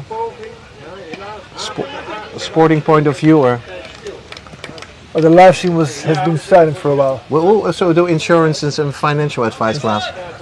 Or even math questions. Math, exactly. Or questions about how to communicate with your with your spouse. Yeah, exactly, exactly. But in the meantime, it's the 8th over for HCC. Le François from Paris trying to hit it with his baguette in his hands. Tried to the reverse sweep, but it didn't come off. Still 66 for 2. If you have any questions about your love life, you can text Jacob Jan. Yeah, you can call me anytime. So it's an interesting field because there's not a field here on mid wicket. So if they would push it into the gap, they might get. That's exactly what I mean. But that's I think also so only what gonna they're get aiming one. for. No, don't go for a second run. It's That's a fielding. great throw. It's just lovely to see that there are fielders out there that have so little effort for a good throw. Yeah. You know, some people really don't have the arm, and you can't put them on the boundary. You have to put them in the inner circle. Yes. Because you're gifted with a good arm, or you have to train really hard. I remember once playing against Vesper Drakes. Vesper Drakes? Yes, in South Africa. And Where was he playing for? Boland. Oh, for Boland. Yes. And he was standing mid-wicket, boundary, and the ball was hit the square leg boundary. He was running, and he picked up the ball, and with his right foot forward, he threw the ball straight over, like an arrow above the stumps. Was he over 70 meters? And we were watching it from the side. We were like, okay, how on earth do you pick up the ball and in one step you start walking sideways in split of a second over the stumps? It was like magic. From a different planet. It was fantastic. Well, I know that John Davison from Canada, he played. John Davison played for Canada or represented Canada in the World Cup of 2003, and they were playing the West Indies, and John just had the day of his life. He was smoking them all over the shop, and he was 120 or something? 111. 11. So that's the Nelson score, and he tried to hit it over the top, and the commentator thought it was already 6, but it was Vesper Drake's like a one-handed reversed catch, and the commentator says, "Oh, that's a big 6," and actually 3 seconds after, he said, "No, it's a great catch." Well, Vesper Drake, so yeah, he's shown it many of times.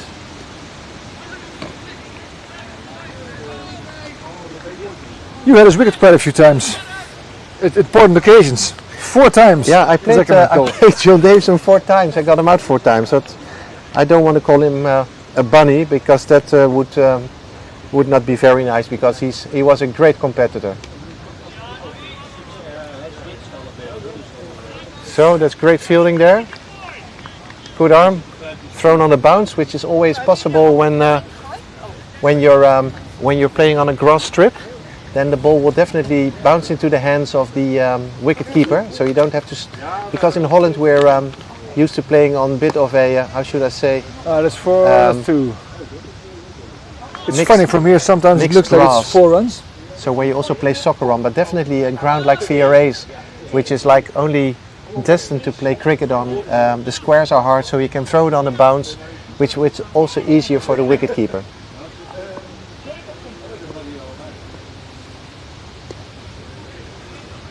Okay, so there's one in the gap, which brings the total up to 70. Yeah, the score rate is declining a little bit. A wee bit, yeah. Yeah, it's still up to scratch. So far it's looking pretty good for VOC. Yeah. Let's see how they are halfway.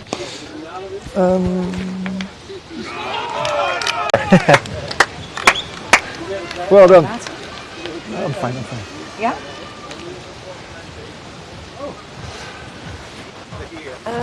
That ends the over.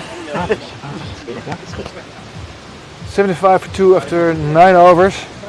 Yeah, so we're almost halfway to the HCC score. The only thing that HCC has got 2 massive wickets. That one of Max O'Dowd and the other opening batsman. Oh no, not the opening batsman, sorry. Batsman number 3 then. Because now batsman number 2 and 4 are in. Or 1 and 4, I must say. Number 3 was Barry, yeah? Number 2 was 3, it was Barry. Yeah. For that guy.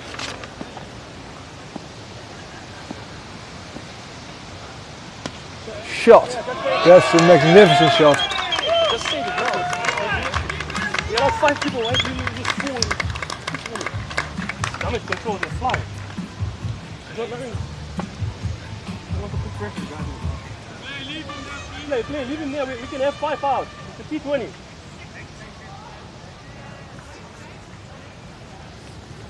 So that brings the total up to 79 for 2 after 9.1. It's going to be interesting because this batsman does really look like a very attacking batsman. I almost played on, so that's well bowled. So it's another single. 8-0 for 2 after 9.2. Got the runs on the board, Clay. Squeeze on you, boy. Come on.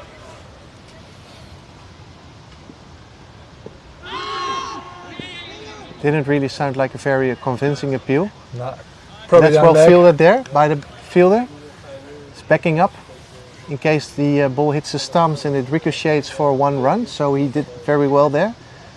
Good anticipation of the fielder. It's a great shot. It's also gone for 6. Great shot. I have to applaud for that one. That's a great shot. Definitely. Any shot that's well completely in control. Yeah. They look very, very solid, to be honest. They make it look fake us. Well, like you said, when Max Nadal was batting, I thought he was going to finish the game in a few hours, but then he got out. So it's that's a nice thing about cricket. The game can change within 1 or 2 balls. Correct. Suddenly you have a totally different game. Yep. Which is also the reason why I really love Test cricket. I mean, the Ashes so far have been fantastic to watch. I mean, there's been a result every Test match already. Yeah, and so close results as well. Yeah, and what do you think, Lassie? You think that Australia is going to... Ooh, that's very close. Well, I hope it's either a draw or England win next test, so we can have a fifth, very important 5th test. Whether they're going to be equalled or won by Australia. Yeah, exactly. Yeah. That would be fantastic. I mean, their sides were very close to each other. Yeah. They're both very strong, good players. It's an experienced squad on both sides, and they really do everything they can to win this game. So it's very competitive. They're equally balanced, equally poised. So everything to hope for as a toeschouwer. What's a toeschouwer? Spectator. Spectator, exactly. Okay, and 2 questions. Being a coach of the Australians and being a coach of the England team, do you think that Jimmy Anderson is going to play in the 4th test? And the other question that I'd like to pose, do you think that the Australian coach will select Warner opening the batting against Stuart Broad? Exactly. I mean, Stuart Broad has been has got Warner 17 times now already, and I think Warner is a bit, under his spell. But who else are you going to open then next to Khawaja? That's who else? What's the alternative? But that should not. Well, you need of course you need somebody to open batting. If you leave out Warner, you need to have somebody you can. How many players are on the tour? Well, I'm not sure. I think there was about 25 players. 25? No, less. I don't even know actually. No, less of course. I mean, this is way too much. You don't have a replacement for everybody. But you have a few. The refreshments there by. Yes. Thank you very much, Doe. Of the fresh. Yeah. We needed some of the fresh. From the fresh. Shot. Oh, great shot. I think for 1. Only 1, I think. Yeah. And that's well fielded. That's a good arm. I think the level of fielding is very, very good. I must say that these 2 batsmen, they look very, very. So it's like playing any South African team, you know, from any club. Like good shots. You're on a grass strip. I think the strip is definitely in favor of the batsman at the moment. Oh. That's 4 runs. Well, I think that's one of the main progressions in Dutch cricket, that we have so many more grass wickets. I mean, VOC, Sparta, Excelsior, Kampong. As well? Sparta, yes. Is that grass strip now? Yes. This season? I thought they had grass wicket, don't they? I sorry. beg to Then differ. Okay, then I Not yet. spoke too That's early, okay. but VRA has it, of course. VCC has grass rickets. Yeah. Hermes has grass. So it's very Hermes, nice to see Excelsior. Excelsior. Yeah, it's very nice to see all those clubs having a grass ricket. It really makes cricket better to play at. Yeah, because for all the people that are listening out there and ask me how is cricket then played in Holland, well, as I said, don't want to talk too much about the days that have been. But back in the days, there would be a gravel strip, you know, that the groundsman would dig it out and they'll fill it with gravel like any tennis court, and they would roll it with a light or a medium or heavy roller, and then before the coconut matting. Coconut matting, which is actually a matting that you could roll up just like a cigar, and then with iron pins you would put it as. Oh, it's out. So, as we were talking about the coconut matting, to be honest, I don't know if it's really a giveaway wicket. The ball was a bit shorter though, but he did play it, and it was caught by the cover boundary batsman, fielder, I must say. Sorry. So, just before we get into triple digits, it's 98 for 3 after 10. If VOC just continues to bat like this, they'll just have in 10 overs, which is the average of just it's a runner ball or 6 and over. But then again, they must make sure not to lose any wickets, because to be very honest, all the wickets that have fallen so far have been given away. It's not that like this, they got this absolute big delivery. It's just, you know. They could have. On the other hand, they're positive playing their shots, and yes, then if you play your shots, then you have a chance of getting out this way. And the current batsman Scott Edwards, I think he should be able to mix the hitting the ball and playing it sensible a bit better than the rest with all his experience. Yep. You expect Scott Edwards now to finish the game. 10 overs, only 6 runs and over, which should be VOC should be able to do that. Yeah. But then again, he can also be trapped LB first ball up. Huh? Yes. It's run out at the dead end exactly, or whatever. yeah. So it's hit by the bowler into the stumps. Yeah, there's no guarantee in cricket. No. But we know that everybody's who's watching the games knows We're this. not saying new things here. That's a good one to get off the mark. So the one catch that was dropped by the fielder, was that the batsman that has just gone, or was it number 7 that had been dropped? Can you recall, Classy? Ooh, I have to get back to that. Well, it doesn't matter now. It's just 99 for 3. So one more before we get into the hundreds. Catch it. Well played. That's going to be 4. Well played. Yeah. So with a boundary, brings up the 100 for VOC. And 50. And also is 50. So I must say, I can't recall whether he had been dropped on this very easy ball, but then again, it doesn't matter. It's in the books. 50 up. And so at the moment, it looks like it's VOC's game cruising so far. I think if you put the odds, I think VOC has the best odds of winning this game. Yeah. Which would make an exciting final, because second game is what's going to be the final then? Because the next match is between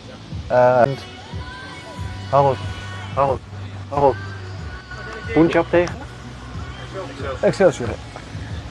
You don't know Excelsior, of course. I can understand you forget Excelsior. No, sorry. I was mixing up with VRA because Ed van Nierop, the former Dutch team manager, is the new commentator. So I thought perhaps it's his home team that would play VRA playing Punjab, but it's Excelsior.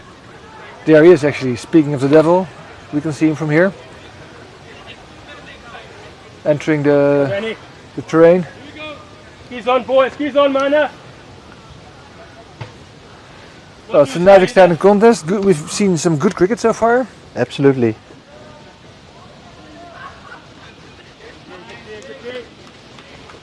And it's definitely also for Scott Edwards. He definitely is very, very experienced, and he's the kind of player that knows what he's doing. But then again, it can also be a bit of a, let's say, a quality transition for him, coming into, you're coming from the southern hemisphere up to the northern hemisphere, You've traveled a lot. You've You've been traveled a lot, away. you know, and you might have lost your It's also very. It costs a lot of energy. I mean, they've given everything, exactly.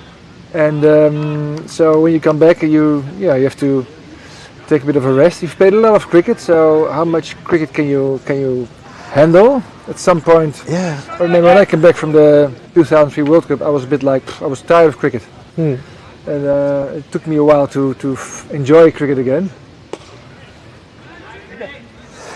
Yeah, and even, you know, I suddenly recall a match where the United States of America were playing India, and it was the bowler first ball, and I think it was Ganguly who nicked 1-2 slips, and it was the American spinner I forgot his last name now. Dwayne Johnson. Dwayne Leverock. And he just took it with one hand. Yeah. It was like one of the best batsmen India has ever produced. So this whole and Dwayne Leverock was like 120 stones. yeah, he was a large player. Large player, but again, He took that catch, and He was India was in great disarray. player. Yeah. So anything can happen. It's exactly what the field says. It's just one little mistake. If everybody can hear him out there.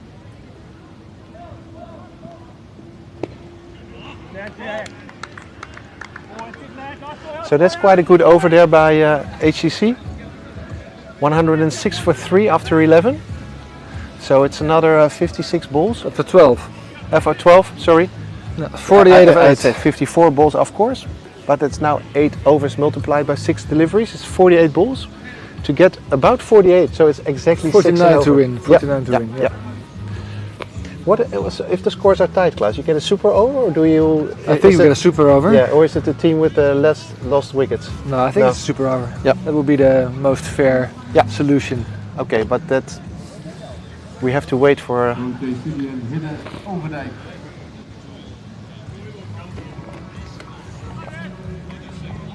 So it's Hidde Overdijk again. His sister Frederik plays for the Dutch ladies, who is also the Dutch cricket for ladies in Holland is really gaining a lot of ground. See more and more players coming through, female players, and just heard the news that Shane Dietz, the current Dutch ladies team coach, has been appointed as the new West Indies ladies team coach. So that's a great promotion for him. So yes. Congratulations, Shane. Don't know if you're listening, but. And in the meantime, it's 107 for 1 when he for was 3. He played for HCC, didn't he? Yeah, he did. Yeah. He was actually we had Johan Meijburg as our coach in 2006, but he got injured, and he didn't come back that year after 2007. And Shane was our coach, and then Johan came back after Shane wasn't the coach for HCC that next year, and then in 2008 we became champions. That's a great shot. That's gone miles. That's quite big 6. Yeah. So this batsman number 1 is still cruising. He's on 57, not out. There's a legend Great coming. shots. It's Zulfikar Ahmed, the father of the.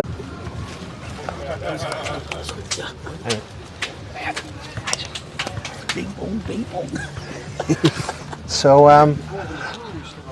you know, if VOC starts to punish the shorter balls like this, then it will be quite easy for VOC to draw this match over the line. But then again, anything can happen, which is a great delivery there by Hidde Overdijk.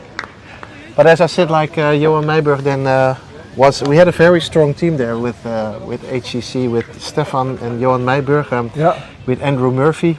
We had Bernard Loots, Feiko Kloppenburg, myself, Mark Naret Jongman, Tom de Groot, Jeroen Smits.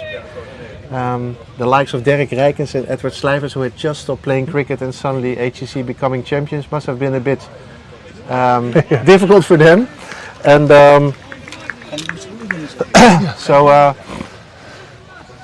yeah, that's what happens. I mean, you think those were 2 good players. Yeah.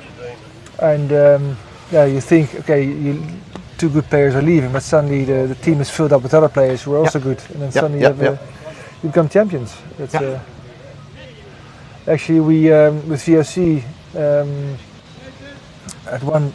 in '89 or '90, all old players like Rob van Wil, Deepak Lutra, and Robert Lippman, a lot of old guys, they stopped playing cricket. So with a very young side, and then Nathan Nestle came over as a coach. But after 3 matches, he got injured. Broke his thumb or so? No, it's his groin. Groin. Yeah. Okay. His groin was injured, so he had to go back to New Zealand. 93? 92. 92. Yeah, I think. In 93. No, it was in 93. It was in 93. Because in 94 we became champions. Yeah. In 93 he went back, and we had Mark O'Donnell as a playing coach. Mark O'Donnell, yeah, great guy. So here we go, Klaas. Hey, this is going to be interesting now. Yeah. Because it's the big guy who's been scoring runs like there was no tomorrow, stranding here on 57. Frey. Bringing the total for Huguenots. bringing the total for VOC to 114, 114 for 4.4, I think. Yeah. So you can sense a bit of silence around the ground because you don't know what you're going to get. I think this is going to be Tim de Kok, perhaps. This should be Tim de Kok then. I'm going to ask. Yeah. Because I really want to know. Yeah, okay.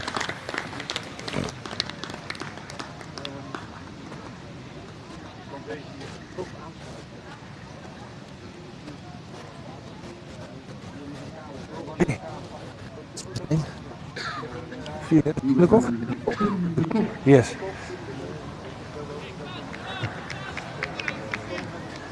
Just coming back on the question that Klaas has just posed, and you run through your own little cricket palmares. It's definitely Tim de Kok. Tim de Kok, okay. No, I was also thinking, Klaas, I don't know, perhaps a bowler that we have left out on.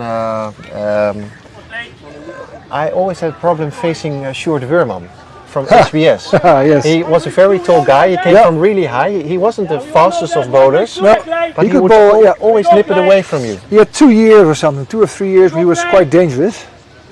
And somehow, in the end, he kind of lost it or something. But he in his days, he was very hard to face. Exactly. Yeah. He was he had very a slower economic. ball, which could go both ways. So and he was in control 1 or 2 years. I don't know what happened, but somehow he lost it a little bit. But he was definitely for 2 or 3 years. He was definitely. And he also, facially wise, he looked also a bit like Chris Pringle. So I think that got the worst part of me. That's it.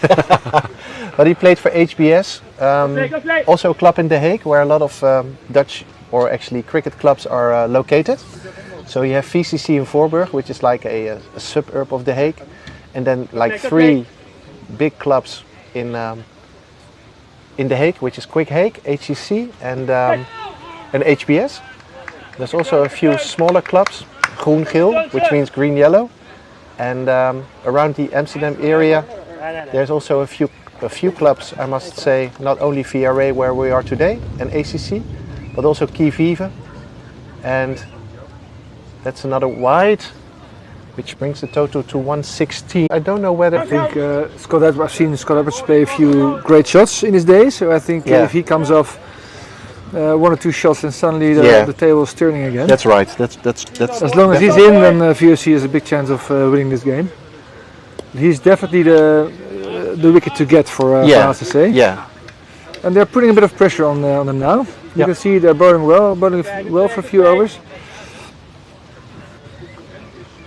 But can they maintain it? I mean, this is a good over from one bowler, but they have other bowlers. Yeah. And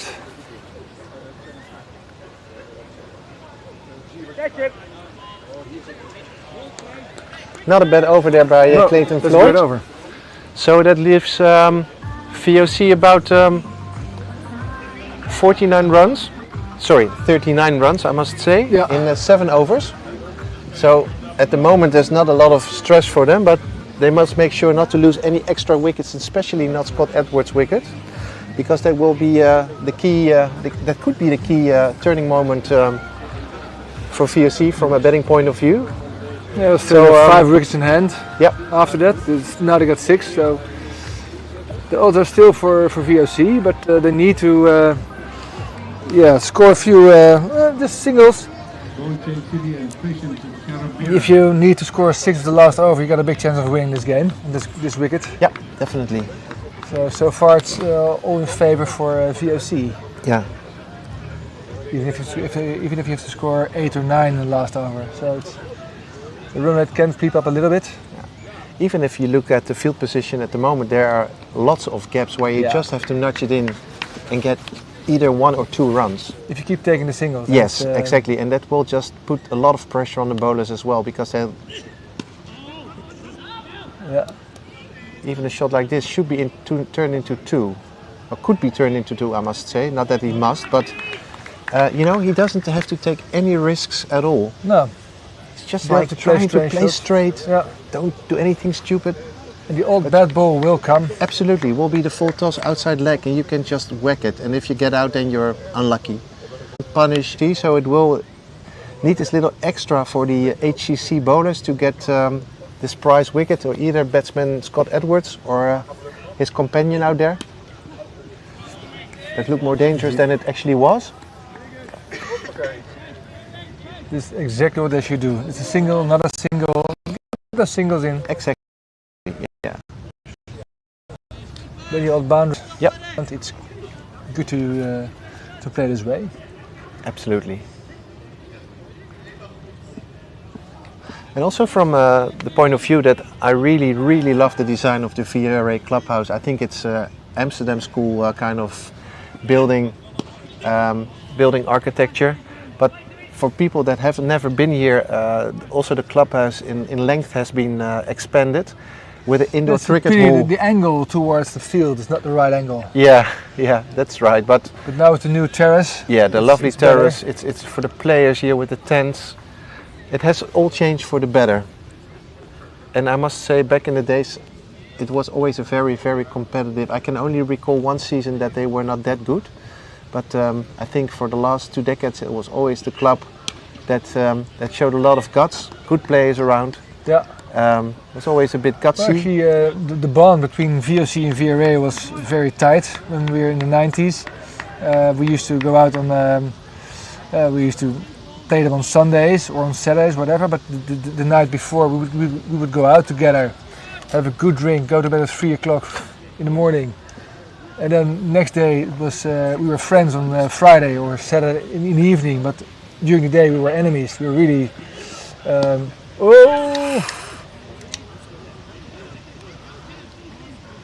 almost a catch. I thought that it was going to die for it, but then again, no, it was perhaps a bit too much of an ask. No, we were friends outside the field. In the fields we were each other's foes, and we really we were swearing at each other and telling each other to take a hike. And but then after the game we had good parties here as well. So it's always been a nice team to play against. It's tough. Yeah. And actually the same with Excelsior. With some, I think VOC and Excelsior in the 90s were also very competitive. Have some good matches. Hallo, net samen. Yes, we're having commentary. Thank you very much. Oh, je zit hier. Alleen als je gemiddelde hoogste team mag je dat zeggen. Vind ik ook echt mooi. Wat doe jij hier? Just another few legends from the Dutch cricket era. Feiko Kloppenburg.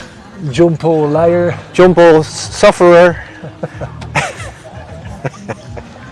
It was always the big joke as soon as John Paul came in to bat at VOC. And Steven Dijk always shouted to the score, batsman's name! Yeah, nice.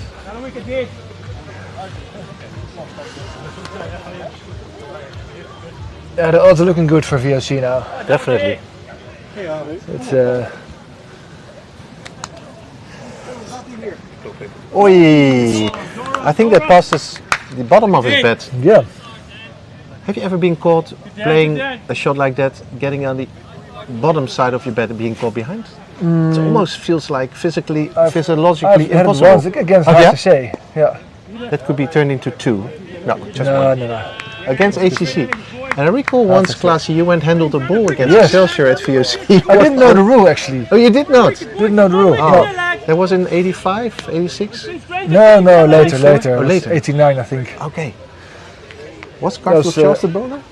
I'm not sure, but the ball, I was charging, the ball hit me and On the splice? On the splice, somehow it ran into the wicket, and instead of putting it away with my bat, I dove and I hit it away with my hand. And then you actually hit, like, Klaasje, what have you done? I recall this vividly. You just hit your own head, like, Klaasje, how could you have been so stupid? Yeah, it was something at that moment, I've never experienced it, and I... oh, that's 4 runs. Expensive 4 runs. Went through the fielder's He actually hit it from top bottom to the ground, didn't he? Yeah.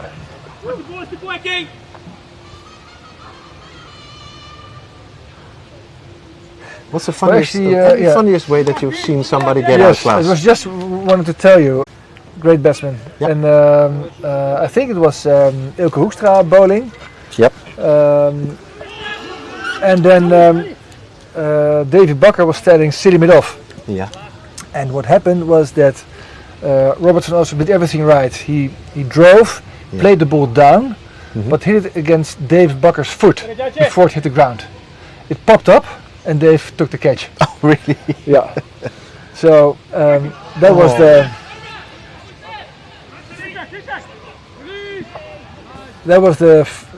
one of the most bizarre. But also there's another one. We were playing Canada in Canada, I think it was a practice game.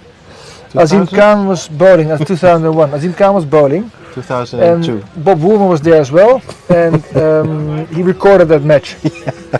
And that was in Namibia. We were a practice session in Namibia, and it was for 9.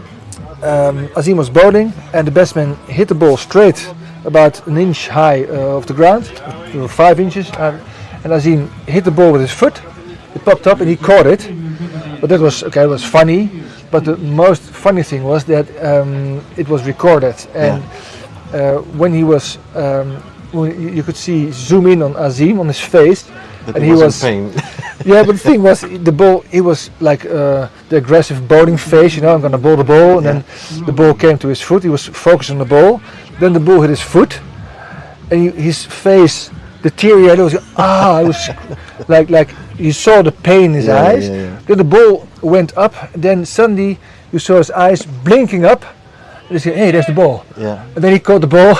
I think he did it on 1 foot because he was so in pain with his other foot. Yeah. That was a match that we were like 55 for 6, and then Edgar Schifferly just hit 1 6 after the other. Yeah, exactly. He saved us that match. Yeah, was a great all-round player, Edgar Schifferly. Yes. I think he's still playing. Yeah, he was like a very athletic. He's quick, strong. He could hit the ball. So at this stage, I think in the heydays of his career, he was getting more focused on. Yeah, how should I say? If he thought the ball was there to be hit, he hit it. He was, in my opinion, was a bit too positive. Yeah, playing too much on his instincts. He thought that every ball could be an 8 instead of a 6. Yes, he was a bit Mark Waugh, square root of the square of Mark Waugh. Oh, that's out. No, that's out of the ground. Out of the ground. Well played.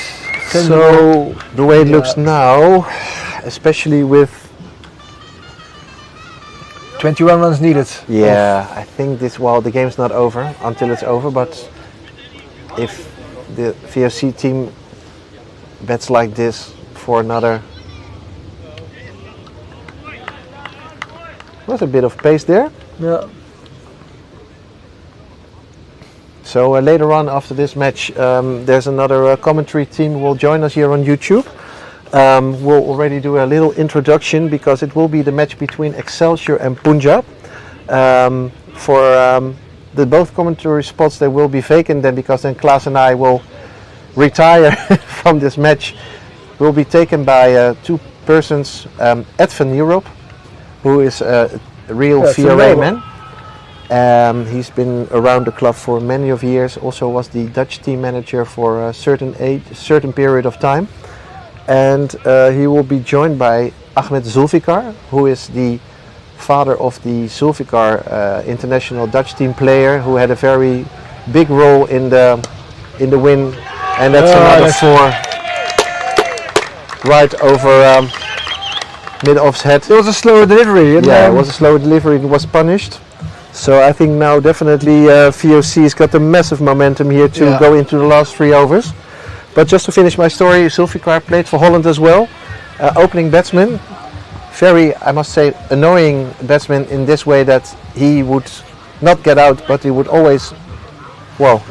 He played some very different shots. Yeah, attacking shots would be absolutely big frustration. I remember we were playing Yorkshire and the small Yorkshire bowler, the Darren Gough. Darren Gough, of course. He was bowling. He bowled quick. He was a good bowler, and he bowled like a line length ball, just good delivery, and so for square leg For 6. for 6. And Darren Gough was looking, and he was shaking his head. Okay, that's yeah, shit happens. He went back to his mark and bowled. Yeah, he was like, okay, thank you. Yeah. Oh, it was a bit across the line, but they will still get. Also bowling wise, it was very underestimated, but he bowled line length and he always did something strange with the ball. Either swung out or cut a little bit. No ball was really straight with him. That made him sometimes quite hard to play. His 3 sons, they all played for VCC and for ACC in Amsterdam. And one is Shakib, if I pronounce it correctly. Just played for Holland in Zimbabwe. Very a spinner as well, just like a wrist spinner like Shane Warne. A bit of an unorthodox action, but very supportive role where Bas de Lede just milked Scotland and got Holland a World Cup ticket. Well played. This could be 2. Well fielded hitter. Yeah. Well Great fielder. So yeah, at the moment it looks like VCC's got all the courts in hand. VOC, I think. Sorry, VOC, not VCC, VOC. And the field is also, covering the boundaries, which opens gaps just like this. Ones could be turned into 2s. No. They don't take the risks, which is good. It's well fielded as well. But then again, they don't have to take the double. Well, I think the drop catch in the 3rd or 4th over could be a turning point. I mean, it's always good to get early wickets and put some pressure on the batsman. And if you drop those catches, also it makes either the bowler or the rest of the field go down a little bit. The spirits go down, and of course you're supporting your fielder who makes the mistake, but still, it does something to you as a team. So it's very important to take, especially it was not a very difficult catch. So you it was people to take catches like that. You can't drop these if you. Well played. Oh, I just leave it up to the other. Say that although VOC can almost see the harbour, I think that I saw a few shots now that I would have played differently. I would have played less attacking. Yeah. Well, it's always. But then again, it's a matter of you're positive or not. And yes, exactly. What you see now in Test cricket is where people used to dig themselves in and block for a whole day. They switch to stay positive and keep playing your shots. Absolutely. Which makes it the game more attractive, and also I think for a batsman's point of view, it's nicer to give yourself a bit of freedom to play your shots. I mean, that's why you play cricket as a batsman. You want to play some shots, score some runs, get the scoreboard ticking, get the other batsman on the end to the other end. So you're into a rhythm, and it's not a good rhythm to block 6 balls and your other batsman block 6 balls as well. No, then you get a negative spiral. Yeah. True. I think that's the good thing about one day and especially T20 cricket. The bonus for Test cricket is huge. I mean, it's become much more attractive. I mean, the first test when Joe Root was playing the baseball shots. I mean, first ball, second and first ball, you would try to scoop it over the wicketkeeper's head. Oh, that's a great shot. I think that's the game for VOC. I think there's no more pressure, see the heads down from HCC guys. They can already feel the loss. But then again, nothing is impossible, but it becomes really, really hard now. Yeah. I mean, 99% odds for VOC. I mean, 6 wickets in hands. Yeah.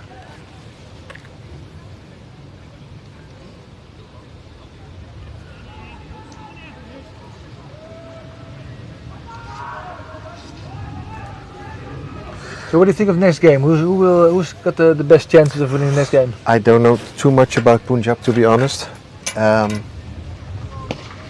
Yes. Well, that's it. That's the game for VOC. Congratulations. Great moment here. Yes, thank you very much. That's well done. Yeah. Well done for VOC as well. Their bowling was good, the batting was good, and their fielding was excellent. Absolutely. I must say the fielding on both sides have been outstanding. Yeah. So. Good catches we've seen today. Yeah. Coming back to your question, difficult to say. I really wouldn't know. I don't know the teams that well that I can make a proper judgment. But I wish them all the best. Leef Hoogstraat. And so it will be another half an hour before the new match starts, which is the second semi of the day, and then the big final later on around 5:30. But as Richie Bennell would say, that's all for us actually. It's all for us for today. Thank you, and thank you audience for listening. Absolutely, and I hope that everybody has enjoyed themselves over there, whether in Holland or abroad. We're going to give it we call it a day or an innings, and as we see the HCC team leaving the field, waiting for the batsmen to come off the ground first up, and congratulate their opponents with the win. Excelsior and Punjab are warming up at the side, so that will be all for us. Hope you had a great time and have a great day. Bye bye. Thank you very much. Bye bye.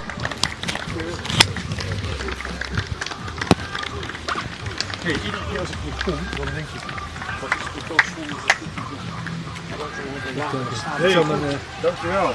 Ja, graag gedaan. Weer opladen, dankjewel. Dat is goed commentaar. We hoorden het.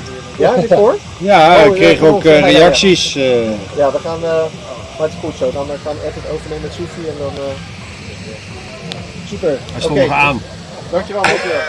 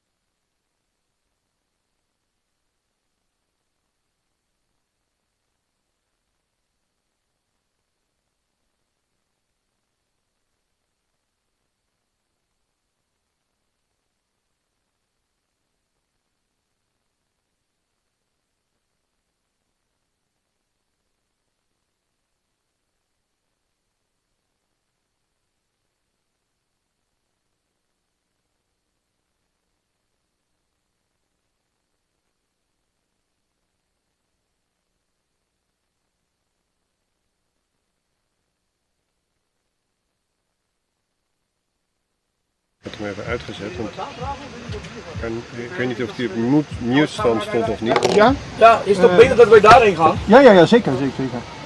Neem jij dat? Ja, die is de captain van Wordt al getopt. HCC kan doen? Kan dat van jou? Ja. En Roel. Excelsior. Nou, hebben we al gekost. We zijn te laat. Ja. Ja, maar dan kun je nog steeds... U kan nog steeds vragen stellen. Ja. Neem maar mee. Welk is het?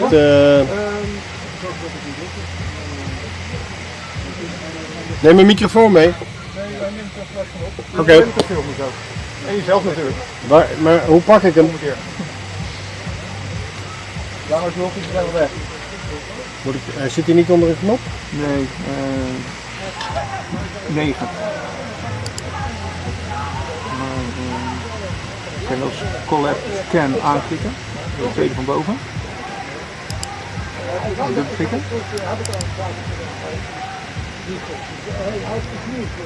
Join Streamlabs. Net deed hij het.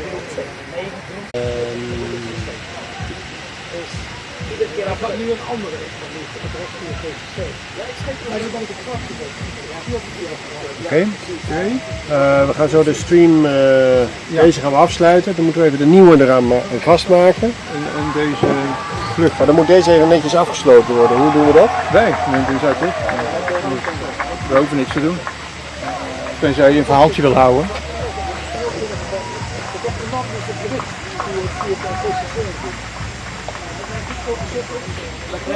Jawel. Ja, sommige mensen voor het teamje weg.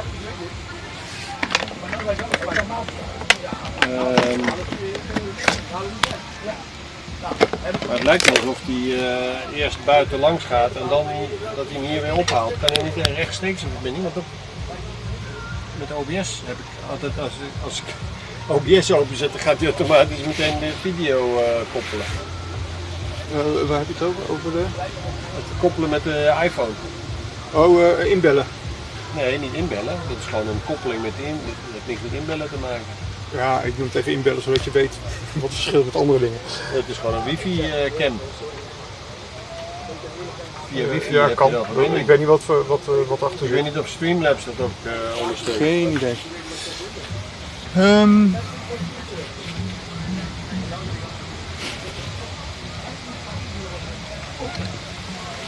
moet gewoon een MacBook hebben. Kijk, nu is die gewoon... ik laat hem afsluiten. Vorige stream is nog bezig.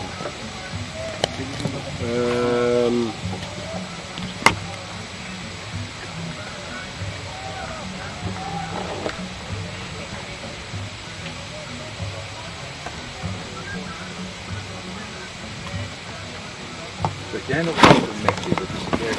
Ik zit al 15 jaar achter de Mac. Je hebt zo altijd in de bek geschreven destijds. Nee, helemaal niet. Nooit. Dat heb ik nooit gedaan. Nee, ik ben heel erg van Mac. Alleen toen was het nog heel erg duur.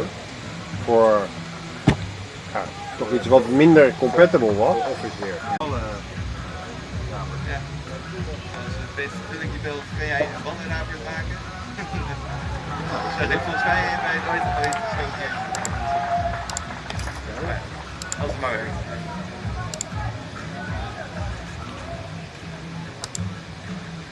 Mooi, even kijken.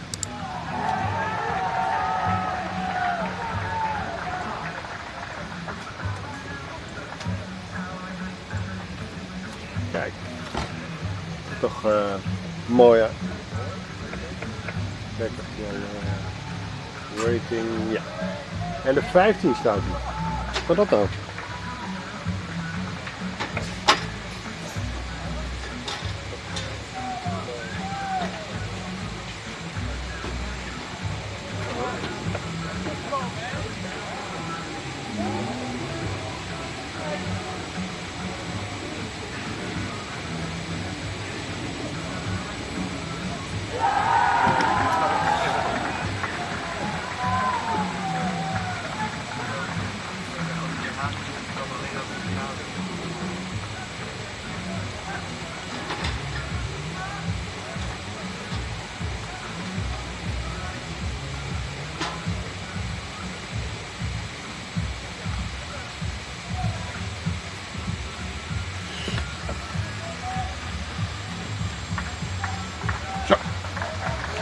Ik wacht even tot hij afgesloten is. Oké. Ik weet niet of de scorers dat ook iets moeten doen. Hè? Dat kan ook Ja, nog. die moeten beginnen met de volgende.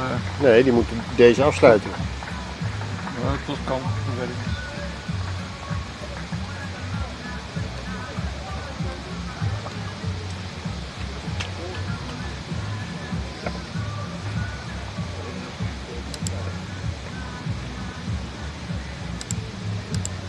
het zijn op zich mooie beelden, maar ik wil het gewoon netjes afsluiten.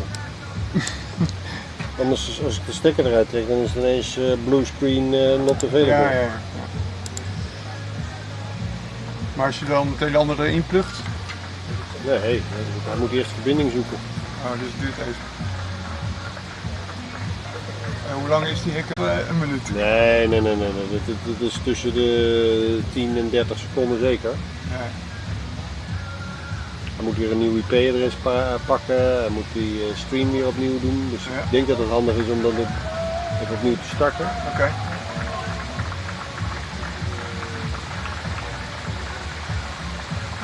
Ja, maar ja, tot die tijd. En ze reageren niet.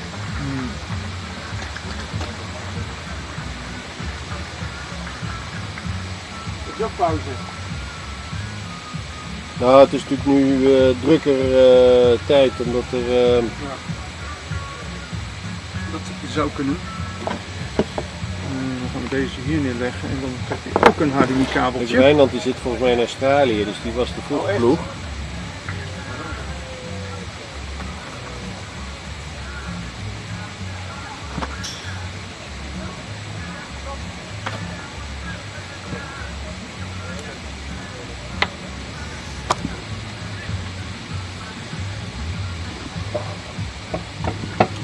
Nu gaat hij deze opsluiten.